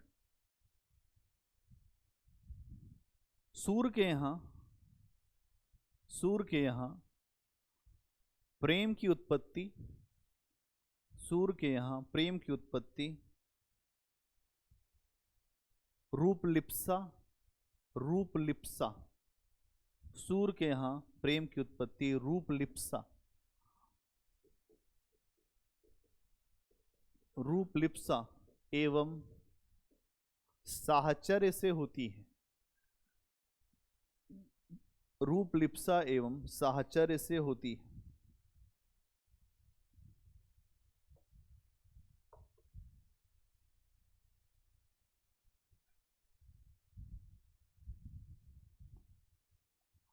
राधा और कृष्ण, राधा और कृष्ण के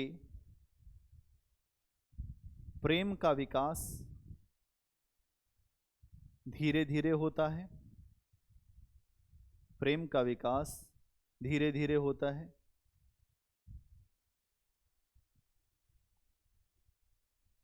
इनके प्रेम में आकर्षण तो है ही, इनके प्रेम में आकर्षण तो है ही, परिचय और साहचर्य भी है। आकर्षण तो है ही, परिचय और साहचर्य भी है।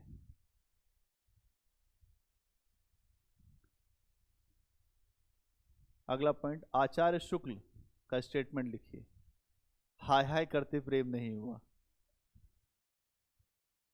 यही सब नंबर बढ़ाता है, यही सब जब आप लिखते हैं तो नंबर बढ़ जाता है।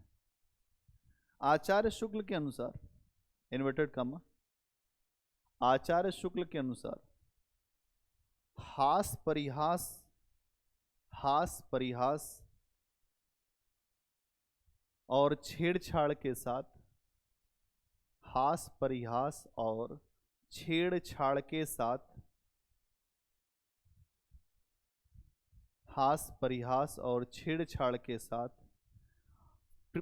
प्रेम व्यापार का, प्रेम व्यापार का अत्यंत स्वाभाविक रूप सूर ने दिखाया है। अत्यंत स्वाभाविक रूप, नेचुरल, स्वाभाविक रूप सूर ने दिखाया है। पूर्ण विराम। किसी के रूप की चर्चा सुन, किसी के रूप की चर्चा सुन, कॉमा, अचानक किसी की एक झलक पाकर, किसी के रूप की चर्चा सुन, कॉमा, अचानक किसी के रूप की एक झलक पाकर, अचानक किसी के रूप की एक झलक पाकर हाय हाय, 2 बार लिखिए हाय हाय, हाय हाय करते हुए इस प्रेम का आरंभ नहीं हुआ है।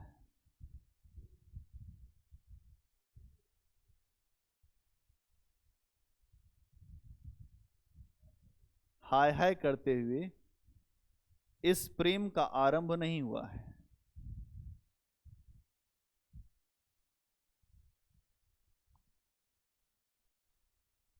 बंद करिए इन्वर्टेड कामा। उदाहरण लिखिए, खेलन हरि निकसे ब्रज खोरी, खेलन हरि निकसे ब्रज खोरी। खेलन,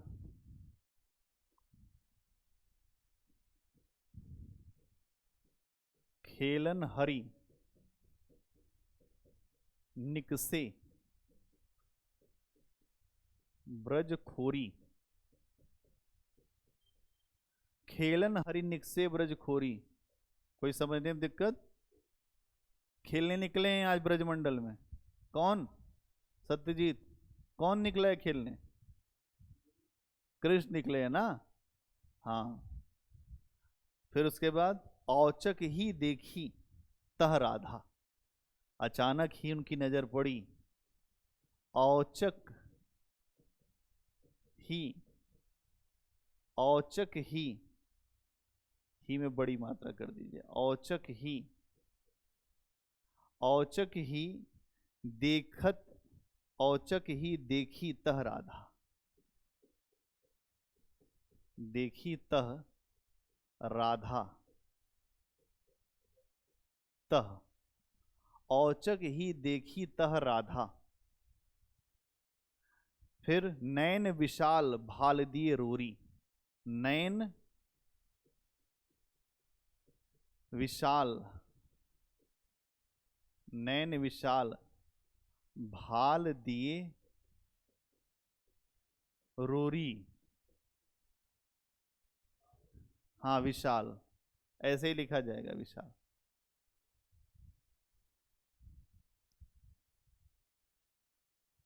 नैन विशाल भाल दिए रोरी, वैसे लिखा जाता है विशाल ऐसे, हाँ, लेकिन यहां ऐसे लिखा जाएगा नैन विशाल भाल दिए रोरी। फिर सूर श्याम देखत ही रीझे, सूर श्याम देखत, सूर श्याम, नैन विशाल, आगे क्या था इसमें? भाल दिए रोरी, रोरी, ठीक है। सूर श्याम देखत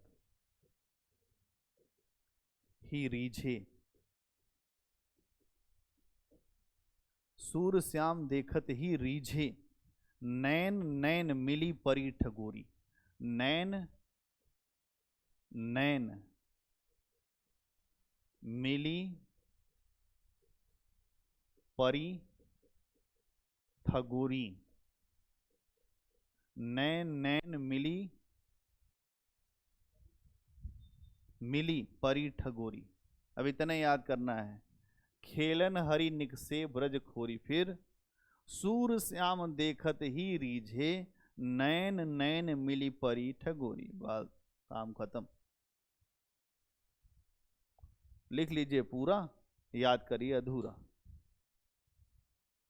ये क्या है? रूप लिप्सा है। ये क्या है? रूप लिप्सा। कृष्ण भी भाई अगर यहां देख रहे हैं तो रूप से ही पहचान, सबसे पहले रूप देखा फिर प्रेम होगा, ये रूप लिप्सा है। क्या समझ में आ रहा है आपको? औचक ही तह देखी राधा, नैन विशाल भाल दिए रोरी का मतलब क्या? अचानक राधा देखे और मुग्ध हो गए। लेकिन फिर क्या है? फिर कह रहे हैं ठीक है, इनके बारे में पता करेंगे कौन है, कहाँ की हैं। अब अगला परिचय आएगा, परिचय, जहां पे वो अब वो करेंगे परिचय। अगला उदाहरण, परिचय का है। अब जहां अब उनको ये इस बात का पता करना है कि ये जो राधा है ये कौन है, कहाँ रहती हैं, अब इसके बाद का तो स्तर यही है कि ये पता किया जाए कि वो कहाँ रहती हैं। अगला उदाहरण बनाइए, बूझत श्याम कौन तू गोरी। बूझत श्याम कौन तू गोरी। बूझत श्याम कौन तू गोरी, इसमें एक मात्रा और लगाए गौरी। बूझत श्याम कौन तू गौरी, गोरी नहीं गौरी। कहाँ रहती काकी तू बेटी। कहाँ रहती काकी तू बेटी। किसकी तुम बेटी हो। काकी, काकी मतलब चाची नहीं, काकी मतलब यहां कौन, किसकी। नहीं नहीं, काकी का मतलब होता है वैसे चाची, लेकिन यहां पर इसका मतलब ये है कहाँ रहती काकी तू बेटी, किसकी बेटी हो। ये ब्रज की भाषा है। काकी तू बेटी। देखी नाही कबहू। देखी नाही कबहू। देखी नाही कबहू ब्रज खोरी। देखी नाही कबहू ब्रज खोरी। तुमको देखा नहीं अपने इलाके में, ब्रज में। ये है परिचय। हाँ वही खोर है, ब्रज खोरी। तुम कहाँ की हो। अच्छा, बांदा से, ठीक। बूझत श्याम कौन तू गोरी, कहाँ रहती काकी तू बेटी, देखी नाही कबहू ब्रज की खोरी। ब्रज खोरी। हाँ वहीं पे बोलते, आल्हा उदल का इलाका है महोबा। हाँ बहुत शानदार इलाका है, वीरता की धरती है महोबा। रानी सारंधा की कहानी पहली कहानी है प्रेम मंजुषा की, उसमें महोबा की वीरता के बारे में बताया गया है। आप पढ़ें कहानी, आप एकदम मंत्रमुग्ध हो जाएंगे। नहीं रानी सारंधा, और इतनी शानदार कभी हम कहानी पढ़ाते हो, तब पढ़ाते बड़ा मजा आता है। आखिरी समय में रानी सारंधा ने, उसके पति ने कहा कि ऐसा है सारंधा, मैं किसी के हाथ से नहीं मरना चाहता, तुम मुझे मार दो। रानी सारंधा ने कहा कि नहीं ऐसा वचन ये नहीं हो सकता, नहीं दुश्मन के हाथों नहीं मरना है। रानी सारंधा ने कहा ठीक है, अपने पति को मारा, फिर अपने आप को मार लिया। यह है महोबा बेल्ट। हिंदुस्तान का इतिहास जो है ना, यहाँ वीरों से धरती खाली नहीं है। और जब एक बार रानी जो सारंधा छोटी थी, उसकी भाभी, जो उसकी भाभी थी, तो एक बार क्या हुआ, उसका भाई युद्ध लड़ने गया, उसका भाई युद्ध से आ गया वापस।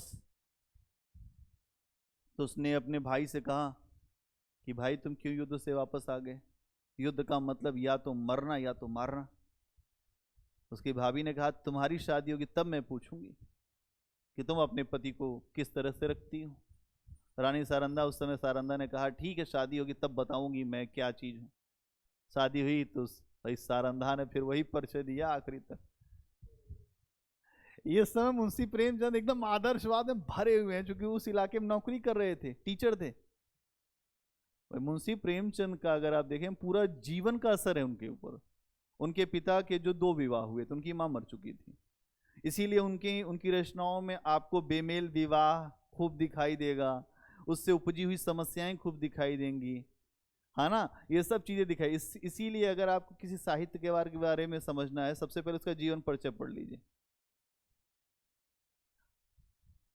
और आखिरी तक जाते जाते मुंशी प्रेमचंद यथार्थ एकदम अपनी रचनाओं में दिखाना शुरू करते हैं। कफन कहानी में, कफन में आप एक बार जब पढ़ेंगे तो 2 आदमी हैं जो घीसू और माधव, घीसू और माधव जो है बाप बेटा हैं। और उसके बाद क्या हुआ कि भूखे हैं, समझे सत्यजीत, आलू भून रहे हैं आग में। माधव ने कहा कि ऐसा है पापा, आलू तो भुना जा रहा है लेकिन दोनों खाएंगे, अकेले नहीं खाना है। उधर क्या चल रहा है मामला, जो माधव की पत्नी है उसको होने वाली है डिलीवरी, एक बच्चा होने वाला है। पहले के समय में कोई तो इलाज की व्यवस्था थी नहीं, अंदर ही होने वाला है, लेकिन कोई नहीं जा रहा अंदर, न बेटा जा रहा है न बाप जा रहा है। बाप तो वैसे भी नहीं जाएगा, वो ससुर है। उसने कहा ऐसा है, जाके देखा अंदर क्या चल रहा है। कह अरे अभी हो जाएगा, सब ठीक हो जाएगा। तब तक वो हो गई ठंडी, मर गई। इनके आलू जो हैं आलू ही भागे रह जा रहे थे। इससे ये दिखाया गया कि पेट की आग ज्यादा बड़ी है। और उसके बाद वो मर गई। अब उसके कफन के लिए अब इन्होंने जो है प्रयास शुरू किया। गए जमींदार के पास, और जमींदार ने पहले ही पैसा दे रखा था। जमींदार ने कहा आ गए दोनों मूर्ख, फिर पैसा देना पड़ेगा। फिर कर करा के पैसा दिया, 5 रुपए इकट्ठा हो गए। अब ये दोनों गए कफन लेने। अचानक जो है जो घीसू ने कहा, आपस में दोनों ने बात किया कि बड़े दिन हो गया कुछ खाया नहीं गया है, पूरी सब्जी खा लें क्या? कहे ठीक है खा ही लेते हैं, पूरी सब्जी खाएं। कहे कि पापा मिठाई नहीं खाए हैं, अब पैसा मिला है कफन खरीदने के लिए, कफन पैसा खा गए। ये दिखाया जा रहा है पेट की आग कितनी भयंकर है। मुंशी प्रेमचंद यहां तक आते आते समाज के ऊपर बहुत बड़ा प्रहार करते हैं कि समाज की संवेदनशीलता कितनी है। दुश्मनी जीते जी होती है, मरने के बाद किसी से नहीं है। जो कर सकते हैं आप वो कर दीजिए वहां। लेकिन समाज की संवेदनशीलता और व्यक्ति के पास जो गरीबी होती है तो वो उसे कुछ भी करने के लिए विवश कर सकती है। आखिरी में ये भी नहीं दिखाया कि उसका कफन आया कि नहीं आया, लाश उठी कि नहीं उठी, कहानी वहीं समाप्त कर दी। पाठक विवश है कि क्या हुआ उस महिला का। ये हाँ खूब सीरियल है, बढ़िया है। देखिए मुंशी प्रेमचंद और जयशंकर प्रसाद, जयशंकर प्रसाद के यहाँ जब भी आप पढ़ेंगे तो नायिका एकदम देवसेना होगी। एक उनकी कहानी है गुंडा और एक कहानी है पुरस्कार, जयशंकर प्रसाद की। पुरस्कार कहानी में नायिका को ये पता चलता है कि जो उसका प्रेमी है वो राजद्रोही है, उसने राष्ट्र के साथ द्रोह किया है। लेकिन वो प्रेम भी बहुत ज्यादा उससे करती है, लेकिन उसने ये देखा देश के साथ मैं द्रोह नहीं कर सकती। उसने मैसेज पहुंचवा दिया कि मेरा प्रेमी जो राष्ट्रद्रोही वो मेरे यहाँ है। फोर्स आती है, उसको पकड़ के ले जाती है, फांसी चढ़ा दिया जाता है उसको। फिर उससे पूछा जाता है पुरस्कार क्या चाहिए, तो कहती है मुझे भी मृत्यु दंड दिया जाए। ये है कहानी पुरस्कार। मतलब आप देखेंगे कि नायिका आदर्श में कुछ भी कर सकती है, देश से बड़ा कुछ नहीं। इसीलिए स्कंदगुप्त की देवसेना, स्कंदगुप्त नाटक पढ़ेंगे तो वहां पे जो मुख्य पात्र है उसका नाम है देवसेना और एक का नाम है विजया। देवसेना ने कहा कि स्कंदगुप्त अगर मेरे प्रेम में रहेगा तो युद्ध ही नहीं करेगा। इसलिए देवसेना ने कहा नहीं, अगर तुम मुझसे विवाह करने की बात करो मैं अभी अपने आप को मार लूंगी। खत्म कहानी। इसलिए देवसेना वीर नायिका, जयशंकर प्रसाद की नायिकाएं वीर ही होती।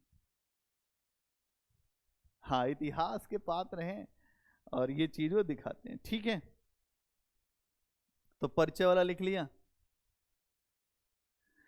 ठीक है, एक लिख दीजिए साहचर्य मूलक का उदाहरण। साहचर्य मूलक का, साहचर्य मूलक संयोग का उदाहरण।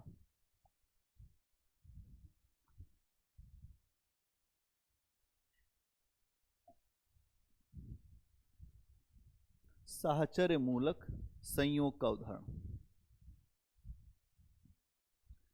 साहचर्य मूलक,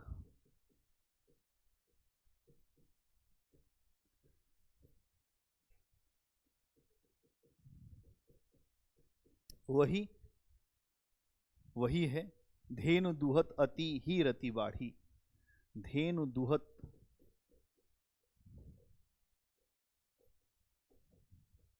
अति ही रति बाढ़ी।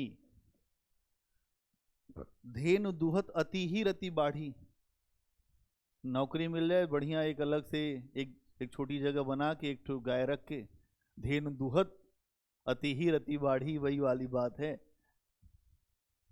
हर आदमी का यही सपना है कि एक बार नौकरी लग जाए फिर बढ़िया हो जाए तो एक छोटा फार्म हाउस, छोटा खेत, वहीं बढ़िया रहेंगे, छोटी झोपड़ी। तो धेनु दुहत अति ही रति बाढ़ी, एक धार दोहनी पहुंचावत। एक धार दोहनी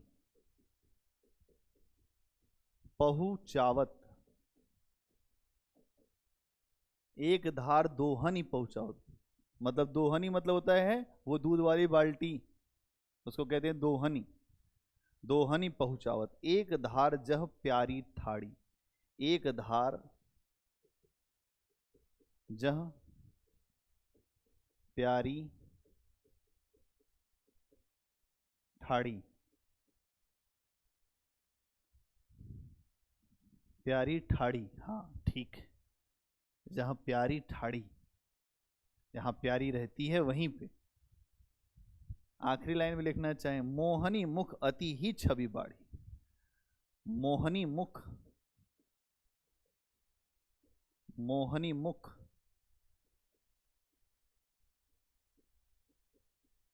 मोहनी मुख अति ही छवि बाढ़ी। अति ही छवि बाढ़ी। मोहनी कौन है? कृष्ण की राधा। तो मोहनी के मुख पे बहुत ही छवि और बढ़ गई है।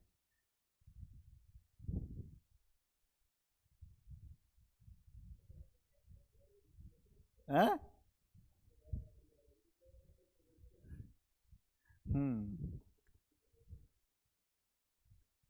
मोहनी मुख अति ही छवि बाढ़ी। एक निष्कर्ष लिख दीजिए।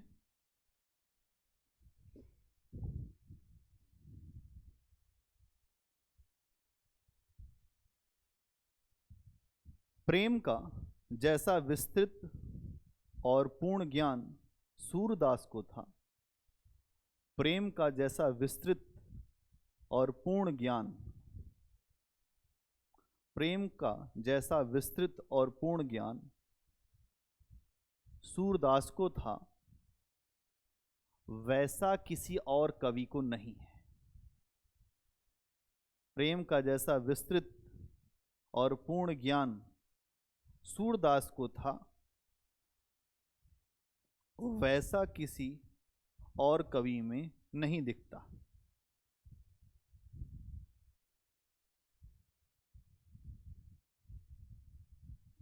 सूरदास का संयोग वर्णन, सूरदास का संयोग वर्णन, सूरदास का संयोग वर्णन, सूरदास का संयोग वर्णन प्रेम की ऐसी चर्चा है जहां आनंद के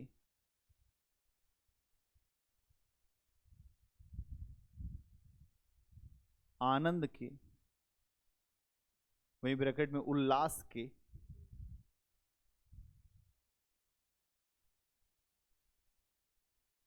अनेक रूप दिखाए गए हैं। अनेक रूप दिखाए गए हैं। रासलीला, मान लीला, रासलीला, मान लीला, मान लीला। अभी बता रहा हूं मान लीला क्या होती है। रासलीला, मान लीला इसी के तहत आते हैं।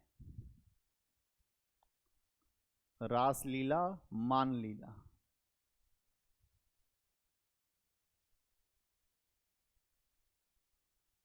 तो रासलीला क्या है? जब कृष्ण गोपियों के साथ, राधा के साथ हैं, जब नृत्य करते हैं, रास रचाते, उसको कहते हैं रासलीला। मान लीला क्या है? राधा जब नाराज हो जाती है, वैसे तो नाराज होती नहीं, लेकिन अगर जब नाराज हो जाती हैं तो कृष्ण जो है उनकी हालत खराब हो जाती है। कृष्ण यही पूछते हैं हमारी गलती क्या है, वही गलती बताओ। राधा कहती कोई गलती नहीं है, बात मत करो, अभी हमसे बात करने की जरूरत नहीं। फिर कृष्ण वही कह रहे नहीं, फिर भी बता ही दो।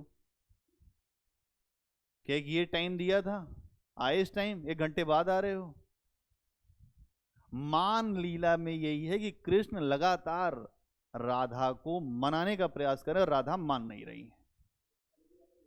बिल्कुल होता था, अभी भी ऐसा ही है, पहले भी यही था, लेकिन उसमें कुछ अलग बात है और इसमें कुछ अलग बात है।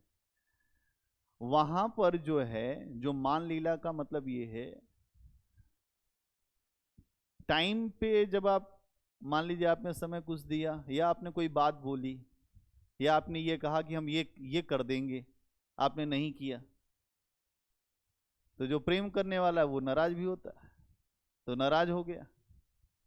अब जो प्रेमी असली होगा वो भागेगा नहीं, वो तो मनाएगा ही मनाएगा। और जो नकली वाले रहेंगे, अच्छा ठीक है जाओ नाराज रहो, गो टू हेल।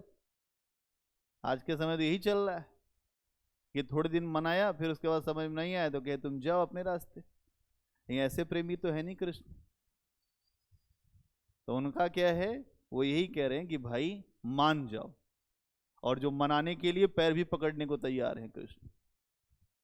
राधा कह रहे हैं पैर और पकड़ने की जरूरत नहीं है, अब जो है बोल दिया तो बोल दिया तुमने। लेकिन फिर आखिरी में राधा मान जाती हैं।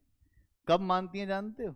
जब कृष्ण रोने लगते हैं कि अब रोना राधा को पसंद नहीं है, वो रोते हुए नहीं देख सकती कृष्ण को, तब कहती हैं कि अब रोना बंद करो, अच्छा ठीक है आज के बाद ऐसा मत करना। यह है मान लीला। इससे एक बात ये समझ में आती है, भगवान होकर कृष्ण ने मान रखा है, सम्मान रखा है राधा का भी। राधा महिला हैं, जैसे महिला पुरुष में एक अंतर आप देखते होंगे, धर्म ग्रंथों में भी दिखाया जाता है, लेकिन कृष्ण ने कहीं अंतर नहीं किया है। आराध्य इसीलिए तो हैं, आराध्य इसलिए हैं कि कृष्ण के यहाँ कोई अंतर नहीं है। भगवत गीता में भी आता है कि महिला और पुरुष में कोई अंतर नहीं करता हूं, जो मुझे भजेगा वो मेरा हो जाएगा। यहां लोग क्या कहते हैं, यहां ये नहीं कर सकती महिला, ये नहीं कर सकती, वो नहीं कर सकती। मीराबाई जब चली और वृंदावन आई, वृंदावन के सबसे बड़े मंदिर कृष्ण मंदिर में उनको घुसने नहीं दिया गया, क्योंकि उस मंदिर में किसी महिला का प्रवेश वर्जित था। लेकिन अब मीराबाई तो मीराबाई थी, मीराबाई ने किसी पूछा ही नहीं, कहीं कि कृष्ण और मेरे बीच में कोई बीच में आ ही नहीं सकता, पुरोहित भी नहीं आ सकता। और मंदिर में घुसी, और वहां जो पुरोहित था वो महिलाओं को नहीं देखता था, उसकी ये स्थिति थी, वो अपना कर्मकांड में चलता था। तब वहां पर मीराबाई से एक शास्त्रार्थ हुआ उस पुरोहित का। मीराबाई ने कहा कि तुम्हें महिलाओं से आपत्ति क्यों है? क्या भगवान के भक्त केवल पुरुष ही होंगे, महिला नहीं होंगी? मुझे तो ये लगता है कि इस पूरी दुनिया में कृष्ण ही आराध्य हैं और पूरी दुनिया गोपी है। और तुम क्या अपने आप को मानते हो? तुम कृष्ण हो? हालत खराब हो गई उसकी पुरोहित की। अभी आप देख रहे हैं कि जितने बाबा जी लोग हैं वो सब चुनरी ओढ़ते हैं राधा वाले। यही है कि सभी गोपी हैं, ईश्वर केवल एक ईश्वर है कृष्ण, वही पुरुष है, बाकी सब गोपी है। मीरा बहुत बड़े दर्शन पे बात कर रही थी, वहां कौन बात कर पाएगा मीराबाई से? मीरा जहां चलती थी वहां पे भक्ति की धारा बहने लगती थी। समझने की जरूरत यह है कि मीरा हो, सूर हो, ये कृष्ण के अनन्य भक्त रहे, और ये जब बोल रहे हैं तो सब चीजें आती हैं। क्या क्लियर? भ्रमर गीत, आइए अब भ्रमर गीत।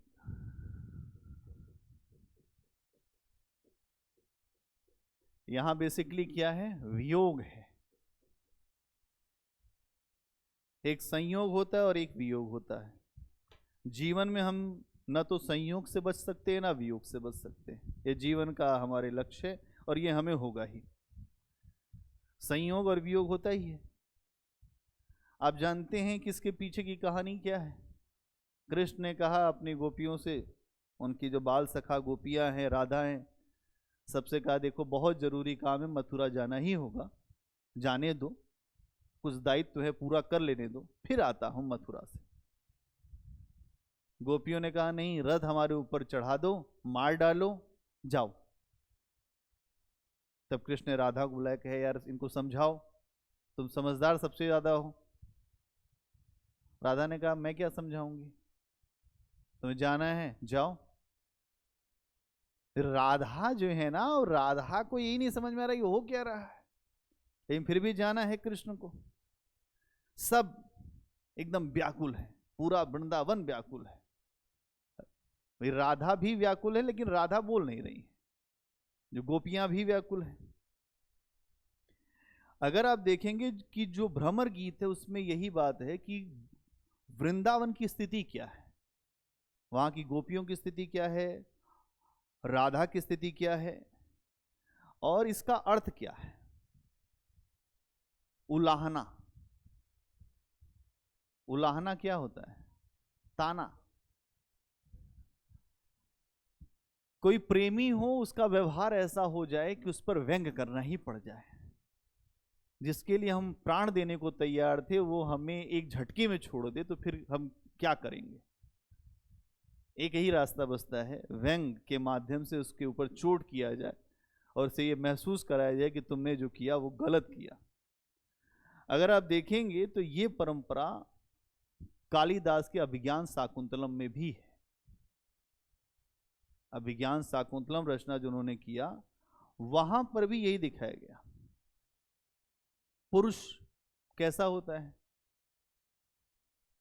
पुरुष के ऊपर एक आरोप है कि आरोप क्या है, वो ठीक भी है, वो लोभी प्रवृत्ति का है। और जैसे भंवरा होता है, वो शहद को ले लेता, उड़ जाता है, फिर आता नहीं है, वैसे ही पुरुष की उपमा दी गई है। इसीलिए कह रहे हैं भ्रमर गीत। नहीं, उपमा समझिएगा यहां पे। और ये बात सबसे पहले अभिज्ञान शाकुंतलम में आई है, जो संस्कृत का बहुत बड़ा महाकाव्य है, कालिदास के द्वारा लिखा गया। और यहां पर यही कहा गया कि पुरुष कैसा है? मधु लोभी है। जैसे भंवरा मधु का लोभी है, वैसे पुरुष भी मधु लोभी है। और हिंदी साहित्य में अगर आप देखेंगे तो इसी परंपरा को सूरदास ने चरम अवस्था पे पहुंचा दिया कि भाई जो गोपियां हैं वो वियोग झेल रही हैं, अकेले हैं, कृष्ण है नहीं। इस वियोग की इतनी विशेषताएं हैं। सबसे बड़ी विशेषता है गोपियों की दशा। अगर आप हैं वियोग में तो आपका खाना पानी सब छूट ही जाएगा। दशरथ वियोग में थे राम के, 7वें दिन ही काम समाप्त हो गया। जैसे ही आर्य सुमंत आए और पूछा कि क्या स्थिति है, वो सीता को ले आए, लक्ष्मण ले आए, नहीं। आखिरी शब्द बोला राम और चले गए। यहां पर क्या है, ये भी यही दिखा रहे हैं कि जो विरह की दशा है वो बड़ी खतरनाक है गोपियों की। इतना विरह जो है, ऐसा माना जाता है कि विरह की 10 अवस्थाएं होती हैं। जैसा आमतौर पर काव्य शास्त्र में माना गया है कि अगर कोई व्यक्ति विरह में है तो उसकी 10 अवस्थाएं होंगी। सूर ने इससे भी आगे की अवस्थाएं दिखा दी हैं कि विरह में और क्या क्या हो सकता है। अगर आप देखें तो जो गोपियां हैं वो कृष्ण के दर्शन के लिए एकदम व्याकुल हैं। चले गए कृष्ण, अब दर्शन ही नहीं हो रहा। कृष्ण से मिलने की उनकी ये इच्छा है कि अगर उनको पैदल कोई कह दे कि मथुरा चले जाओ तो पैदल चली जाएं, अभिलाषा है। ऐसी स्थिति में वे कई बातें कहती हैं। पहली बात तो ये कहती हैं, उनके वियोग में इतनी तीव्रता है, डेंसिटी है। जब तीव्रता होती है तो आंखों से आंसू बहना बंद ही नहीं होता है। आपने देखा होगा कि आदमी अगर असली में रोने लग गया तो फिर चुप नहीं करा सकते आप उसको। सत्यजीत देखा है ऐसा? नहीं देखा? हाँ, मतलब ये है कि अगर रोना शुरू हो गया तो फिर आप चुप नहीं होंगे। ये क्या है? निस्दिन बरसत नैन हमारे, हमेशा नैन बरस रहे हैं। सदा रहती पावत ऋतु हम पे, जब से श्याम सिधारे। ऐसा हो गया है जब से कृष्ण गए हैं हमेशा बरसात का ही मौसम रहता है। सदा रहती पावस ऋतु हम पे, जब थे श्याम सिधारे। निस दिन बरसत नैन हमारे, नैन ही बरस रहे हैं। जब कृष्ण के मित्र उद्धव आते हैं, अब कृष्ण को भी पता चल गया, पागल हो गई हैं गोपियां। बोल के गए थे कि जा रहा हूं आता हूं, जाता हूं और आता हूं। कृष्ण ने यही कहा था कि मुझे जाने दो एक बार, क्योंकि वो जानते थे ये बोल दूंगा कि नहीं आऊंगा तो यहां से जा ही नहीं पाऊंगा। तो बोले कि मैं जाता हूं फिर आता हूं। अब जब उद्धव आए हैं तो क्या कह रही हैं गोपियां, उद्धव पा लागो भली आए। भला किया उद्धव जी आप चले आए। तुम्हें देखे जनु माधव देखे, तुमको देख लिया, लग रहा माधव को देख लिया। तुम त्रय ताप नसायो, 3 ताप हैं, दैहिक दैविक भौतिक तापा, राम राज नहीं काहू व्यापा। 3 ताप हैं। तुम अच्छा किए उद्धव आप चले आए, हम आपको पैर छू के प्रणाम करते हैं। तुम देखे जनु माधव देखे, तुम त्रय ताप नसायो। यहां आप समझिएगा कि कृष्ण के मिलने का सुख अगर उनका कोई दूत भी आया है तो गोपियों को लग रहा है कृष्ण ही आए हैं, कृष्ण नहीं दूत आ गया। लेकिन जब उद्धव आके वहां रूखी रूखी बातें करते हैं, तुम क्यों नहीं, तुम निर्गुण ब्रह्म की उपासना करती हो, और ये क्या कृष्ण कृष्ण रट रही हो, ये ज्ञान है और फलाना है, ऐसा नहीं ऐसा होता है, भगवान तो तुम्हारे भीतर ही बैठा हुआ है। तब गोपियों ने समझ लिया कि ये मूर्ख बनाने आया है। तो एक गोपी ने कहा कि ऐसा है, ज्ञान का पाठ पढ़ाना बंद करो, ज्ञान वहीं पढ़ाना। क्या बोलती है गोपी, अखिया हरि दर्शन की भूखी। ये आंखें है ना, ये हरि दर्शन की भूखी हैं उद्धव जी। कैसे रहे रूप रस राची, ये बतिया सुनी रूखी। हमें तो उनका रूप रस चाहिए, तुम्हारी बातें जो है ना ये रूखी हैं, ये इससे कुछ हो नहीं रहा है। किसी को भूख लगी और तुम बताओ कि ये वाला व्यंजन बड़ा अच्छा लगता है, इसको बनाने में बहुत मजा आती है, तो थोड़ी देर बाद कहेगा चुप हो जाओ, 2 थप्पड़ मारेंगे तुमको, या तो व्यंजन ला के दो। वही हाल गोपियों की है। वो कह रही हैं अखियां हमारी हरि दर्शन, ये बताओ कि कृष्ण कब आ रहे हैं, तुम आ गए उनका मैसेज दो कि वो कब आ रहे हैं, और तुम यहां पे क्या कर रहे हो, हमें बातें बता रहे हो। तो ये कह रही हैं कैसे रहे रूप रस राची, ये बतिया सुनी रूखी। आंखें अब केवल वही देखना चाहती हैं कि वो कहां है। अब इनका विरह इतना तीव्र है कि कृष्ण का पत्र आया हुआ है, कृष्ण का पत्र लेकर ही आए हैं। कृष्ण ने एक पत्र लिखा है, कहा है ये पत्र जो है गोपियों को दे देना। पत्र का नाम सुनते ही गोपियां जो हैं आधी बेहोश, किसी को कुछ आ रहा है कि पत्र क्या ही लिखे होंगे, कुछ नहीं कोई कोई कर रहा है, पत्र को छू रहा है हाथों से। हर व्यक्ति एक बार कहे मुझे लाके दिखाओ थोड़ा मैं भी छू लूं,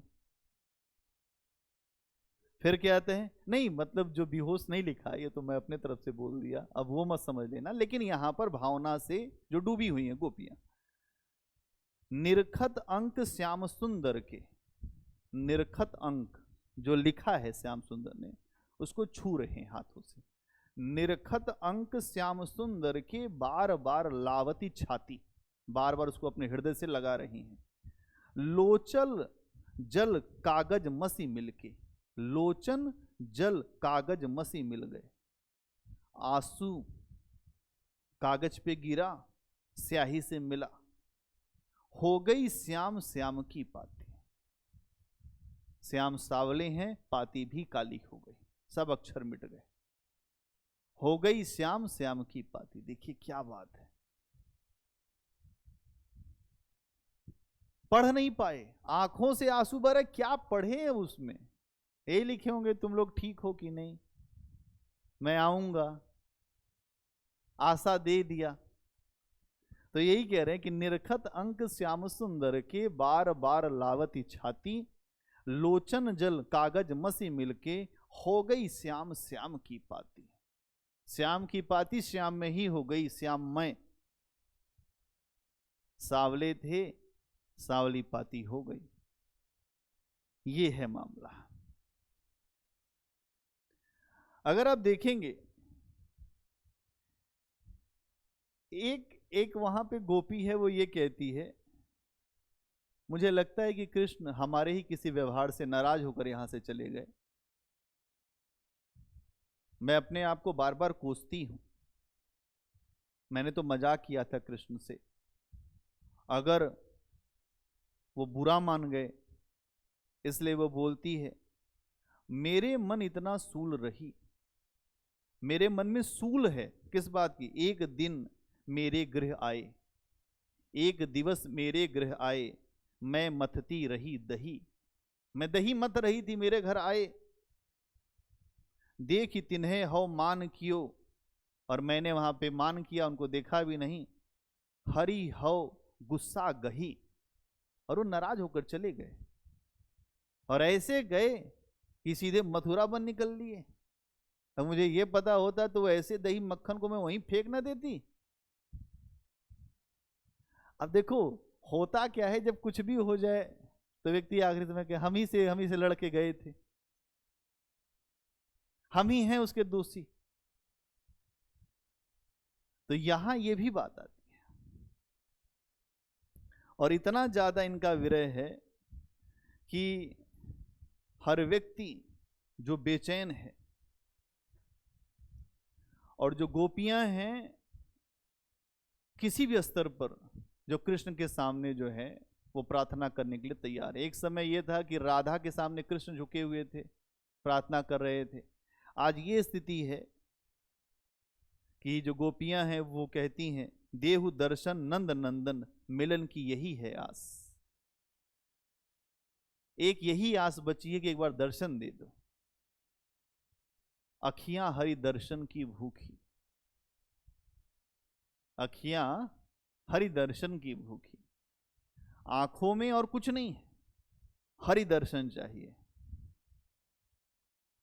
और अगर ये दर्शन नहीं होगा तो अब क्या ही होगा वो भगवान ही जाने। ठीक है,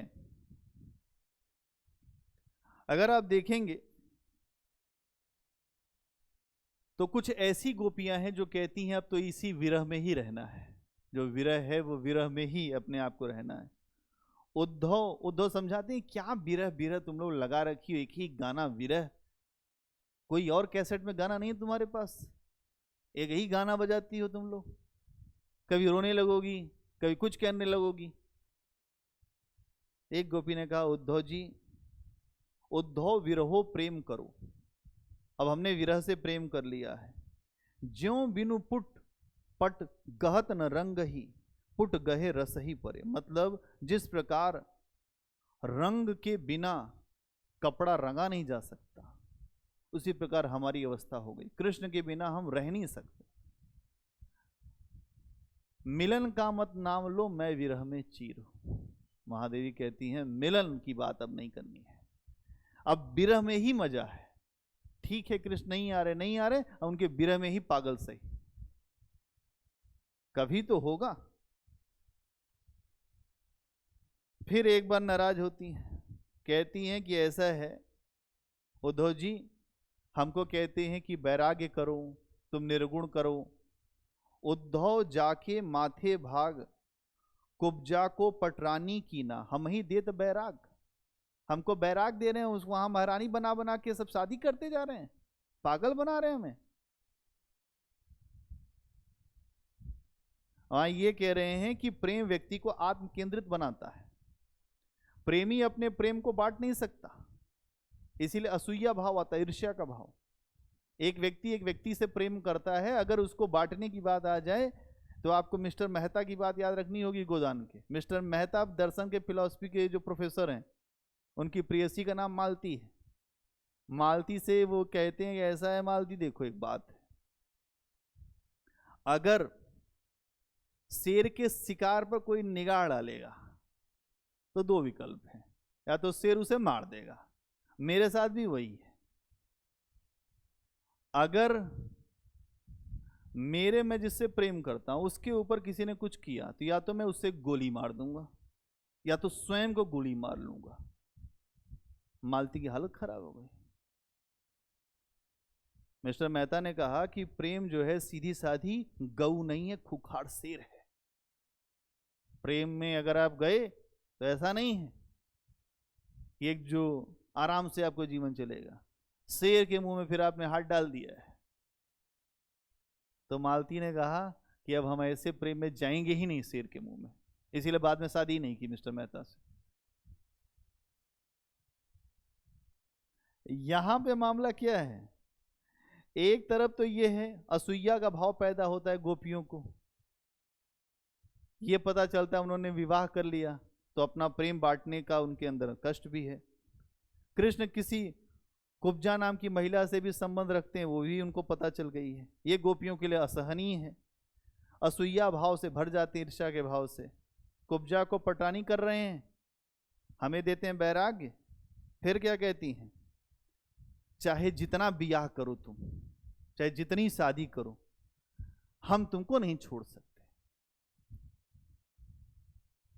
क्या कहते हैं, ब्याहो लाख धरो 10 कुबरी, लाख ब्याह करो, चाहे तुम 10 कुबरी रखो, अंत में कान हमारे, अंत ही कान हमारे, अंत में तुम हमारे पास ही आओगे रोते हुए, तुमको पता चल जाएगा कोई तुमसे प्रेम नहीं करता है, सब झूठ मूठ का मामला है, अंत ही कान हमारे। इस बात को कृष्ण ने बाद में सिद्ध भी किया, कहा कि गोपियां मेरा ही रूप हैं, ये हमारे साथ रहने वाली, इनका तो कोई अभी ये 3-4 जन्म पीछे हैं, वो मेरे ही रूप में बैठी। फिर क्या कहती हैं, अभी तक तो नाराज थी, अब कहती हैं कि ठीक है, प्रेम में बलिदान ही देना पड़ता है तो हम बलिदान देने के लिए तैयार हैं, विरह की हमारी जो भी दशा हो, हम मरे चाहे जिए, लेकिन हम ये चाहते हैं कि तुम जहां रहो वहां पे प्रसन्न रहो, मुस्कुराते रहो, जीवन में आगे बढ़ते रहो। जहां जहां रहो राज करो, जहां रहो वहां राज करो, तह तह लेह कोटि सिर भार, तुम्हारे सिर का सारा भार हम लेने के लिए तैयार हैं, तुम राज करो, तुम प्रसन्न रहो, हमें और कुछ नहीं चाहिए। अगर आप देखेंगे जो राधा की अवस्था क्या है, उनकी अवस्था का एक बहुत अच्छा वर्णन किया गया है। अति मलिन वृषभानु कुमारी, मैं जो बता रहा था ना, वो इन्हीं का ही है, जो सूर का ही है, वो बिहारी का नहीं है, सूर का ही है। ये स्थिति हो गई है जो राधा की कोई सुधबुद्धि नहीं राधा को। राधा अति मलिन वृषभानु कुमारी, हरि समुज्ज्वली अंतरतन भीजे, वही जो आखिरी बार कृष्ण से जब मिली थी तो जो कपड़ा पहनी थी कृष्ण से उस समय मिलते समय, उसको इसीलिए नहीं बदल रही है कि इसी पे तो, इसी कपड़े के साथ तो कृष्ण से मिली थी, कपड़ा गंदा होता जा रहा है लेकिन नहीं बदल रही है, उससे यादें जुड़ी हुई है। ता लालच न धुआवती साड़ी, उस लालच के वजह से साड़ी को धुलवा ही नहीं रही है, हो रही है गंदी, होती रहे, कोई मतलब नहीं, याद जुड़ी हुई है। लोग कहते हैं इसको इन्होंने छुआ था। आषाढ़ का एक दिन जब पढ़ेंगे ना आप ना, मल्लिका नाम की महिला जो कालिदास से प्रेम करती है, वो इसी तरह से करती है।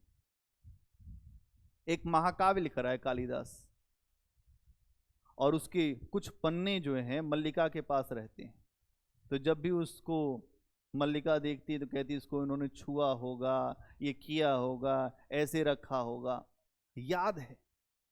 यहां पर भी वही याद है। राधा जो है उसी लालच से अपनी साड़ी को धुलवा नहीं रही है, अति मलिन हो गई है, अति मलिन वृषभानु कुमारी।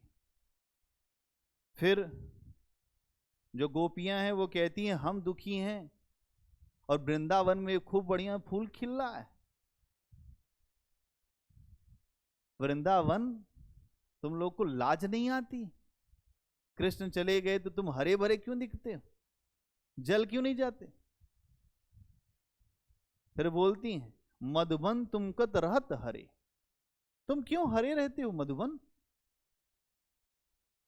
विरह वियोग श्याम सुंदर के ठाढ़े क्यों न जरे, जल जाओ, आग लग जाए, जंगल में आग लग जाए। अभी आप देख रहे हैं हवाई द्वीप में आग लग गई, यहां आग लग जा रही है, वहां आग लग जा रही है, और जो गोपियां कह रही है तुम्हारे में भी आग लग जानी चाहिए। हम लोग यहाँ पे वैसे ही जल रहे हैं और तुम जो है आराम से फूल दे रहे हो, फल दे रहे हो, ये नहीं होना चाहिए। तुम हो निलज्ज, फिर गोपियां कहती तुम निलज्ज हो। निलज्ज जानते हो, जिसको लज्जा ही ना हो, लाज नहीं तुमको, फिर पहुप धरे, नई नई पत्ती निकाल रहे हो, मरना चाहिए तो पत्ती निकाल रहे हो तुम। फिर पहुप धरे। फिर क्या कह रही हैं कि ऐसा है, उद्धव कि जाने का समय आया। उद्धव ने कहा कि अब हम विदा लेना चाहते हैं, तुम लोग का दुख देख लिया बहुत ज्यादा, इतना दुख देख लिया कि हमारा दिमाग जो है पागल हो गया दुख देख देख के। तो कहती है ऐसा है भैया उद्धव जी, हम ही नहीं, ये भी जाके बता देना उनकी गाय जो है सब दुबली हो गई हैं, खाना छोड़ दिया उन लोगों ने। तो गोपियां ये कहना चाह रही कि आ जाएं किसी तरह से, किसी के नाम पे आ जाए। उद्धव इतना कहियो जाए, अति कृषगात भई है तुम बिन बहुत दुखारी गाय। तुम्हारी गाय जिनसे तुम इतना प्रेम करते थे वो बहुत दुखारी हो गई है, बहुत दुबली हो गई, कुछ खाती ही नहीं है। और अगर ये चीज है तो आप उनको जाके बताना, समझाना। अब एक बात यहां पर एक गोपी कहती है कि ऐसा है उद्धव जी, आप जब आ रहे थे तो कृष्ण जी ने आपको जब भेजा था तो वो मुस्कुराए तो नहीं थे? क्योंकि मुस्कुराने का हम लोग मतलब जानते हैं। उद्धव चक्कर में पड़ गए हैं। क्या कह रही हो कि जब भेजा था तो मुस्कुराए थे क्या? कि हाँ, के मतलब इसका यही है। अब सुनो हम क्या चाहते हैं, हमको क्या समझ में आया कि तुम क्यों यहां आए। उद्धव जाहू तुम्हें हम जाने, साच कहो तुमको अपनी, सौ बूझती बात निदाने। सूर श्याम जब तुम्हें पठाए, तब नेकहु मुस्काने। तब थोड़ा मुस्कुराए थे। अगर मुस्कुराए थे तो उन्होंने जिस उद्देश्य से तुमको भेजा है वो उद्देश्य ही केवल नहीं है, और भी उद्देश्य है। क्योंकि मुस्कुराते हैं तो जितना दिखाते हैं उससे ज्यादा छिपा देते हैं। ये कृष्ण की अपनी अदा है कि वो जितना बताते हैं उससे ज्यादा मुस्कुरा के छिपा देते हैं। तो वो छिपाने में क्या था कि उद्धव को प्रेम की भक्ति मिले। यहां से उद्धव जाने कि प्रेम किस चिड़िया का नाम है, वो प्रेम में लोग क्या क्या कर सकते हैं। इसलिए और उद्धव इस बात का एहसास होता है गोपियों को कि उद्धव को इसीलिए कृष्ण ने भेजा है कि वो उन्हें प्रेम मार्ग का पथिक बनाना चाहते हैं। उद्धव को वो चाहते हैं कि वो ज्ञान मार्ग से हटे और उद्धव भी वैसी भक्ति करे जैसी हम करते हैं, जैसी हम करते हैं। क्या कहती हैं गोपियां? उद्धव कोकिल कूजत कानन। कोयल जो है हमारे यहाँ पर कानों में बोल रही है। क्या कह रही है? तुम हमको उपदेश करत हो, भस्म लगावत आनन। तुम हमें उपदेश करने आए हो, लेकिन तुम उपदेश करने लायक अभी हो नहीं। अभी उपदेश का मतलब यह है कि विरही जिसके विरह में है वो उतर जाए उसके भीतर, तब उपदेश करने लायक हो, नहीं तो उपदेश करने लायक भी नहीं हो। वही मैं आपके सामने जो बोल रहा था, उर्मे माखन चोर गड़े, उर्मे माखन चोर गड़े, अब कैसो निकसती नाही। उद्धव जब बहुत बोलने लगे तब बोला उन्होंने, उर्मे माखन चोर गड़े। उर मतलब होता है हृदय। उर्मे माखन चोर गड़े, अब कैसहु निकसत नाही। वो तो निकल ही नहीं रहा है। तिरछे ही जो अड़े, तिरछे होके अड़ गए हैं ऐसे, न सांस लिया जा रहा, न मरा जा रहा, न जिया जा रहा है। अब कहती है निर्गुण कौन देश को वासी, को है जनक जननी कौन, कौन नारी कौन दासी। किस निर्गुण की बात करने आए हो? कौन है उसका जनक, कौन है उसकी जननी, कहां रहता है, ये बताओ। तो यहां पर अगर आप देखें कि ये पूरी तरह से यही बात बताते हैं कि अब हमारा कुछ नहीं। अंत में उद्धव जी कहते हैं, अब अति पंगु भयो मन मेरो, अब अति पंगु भयो मन मेरो। हे मन, ये तो विकलांग हो गया है, पैरालिसिस मार दिया मुझको, मैं आया था इनको ज्ञान सिखाने, अब मेरा मन जो है पंगु हो गया है, चल ही नहीं पा रहा हूं मैं यहां से। क्या कहते हैं अगली लाइन, कि गयो तहां निर्गुण कहिवो को, कि गयो तहां निर्गुण कहिबे को, भयो सगुण के चेरो। गए थे निर्गुण पढ़ाने, हो के आ रहे हैं सगुण के चेला। किसके? राधा के। उस दिन से राधा राधा जपना शुरू कर दिया उद्धव ने, कहे हे राधा भक्ति दो, समझ गए शक्ति कुछ नहीं हमारे पास, तुम्हारे पास ही शक्ति है। समझ में आया? क्या इतनी बात समझ में आ गई? बोलो भाई। चलिए कल बताएंगे परसों सूर की गोपियों और सीता में तुलना।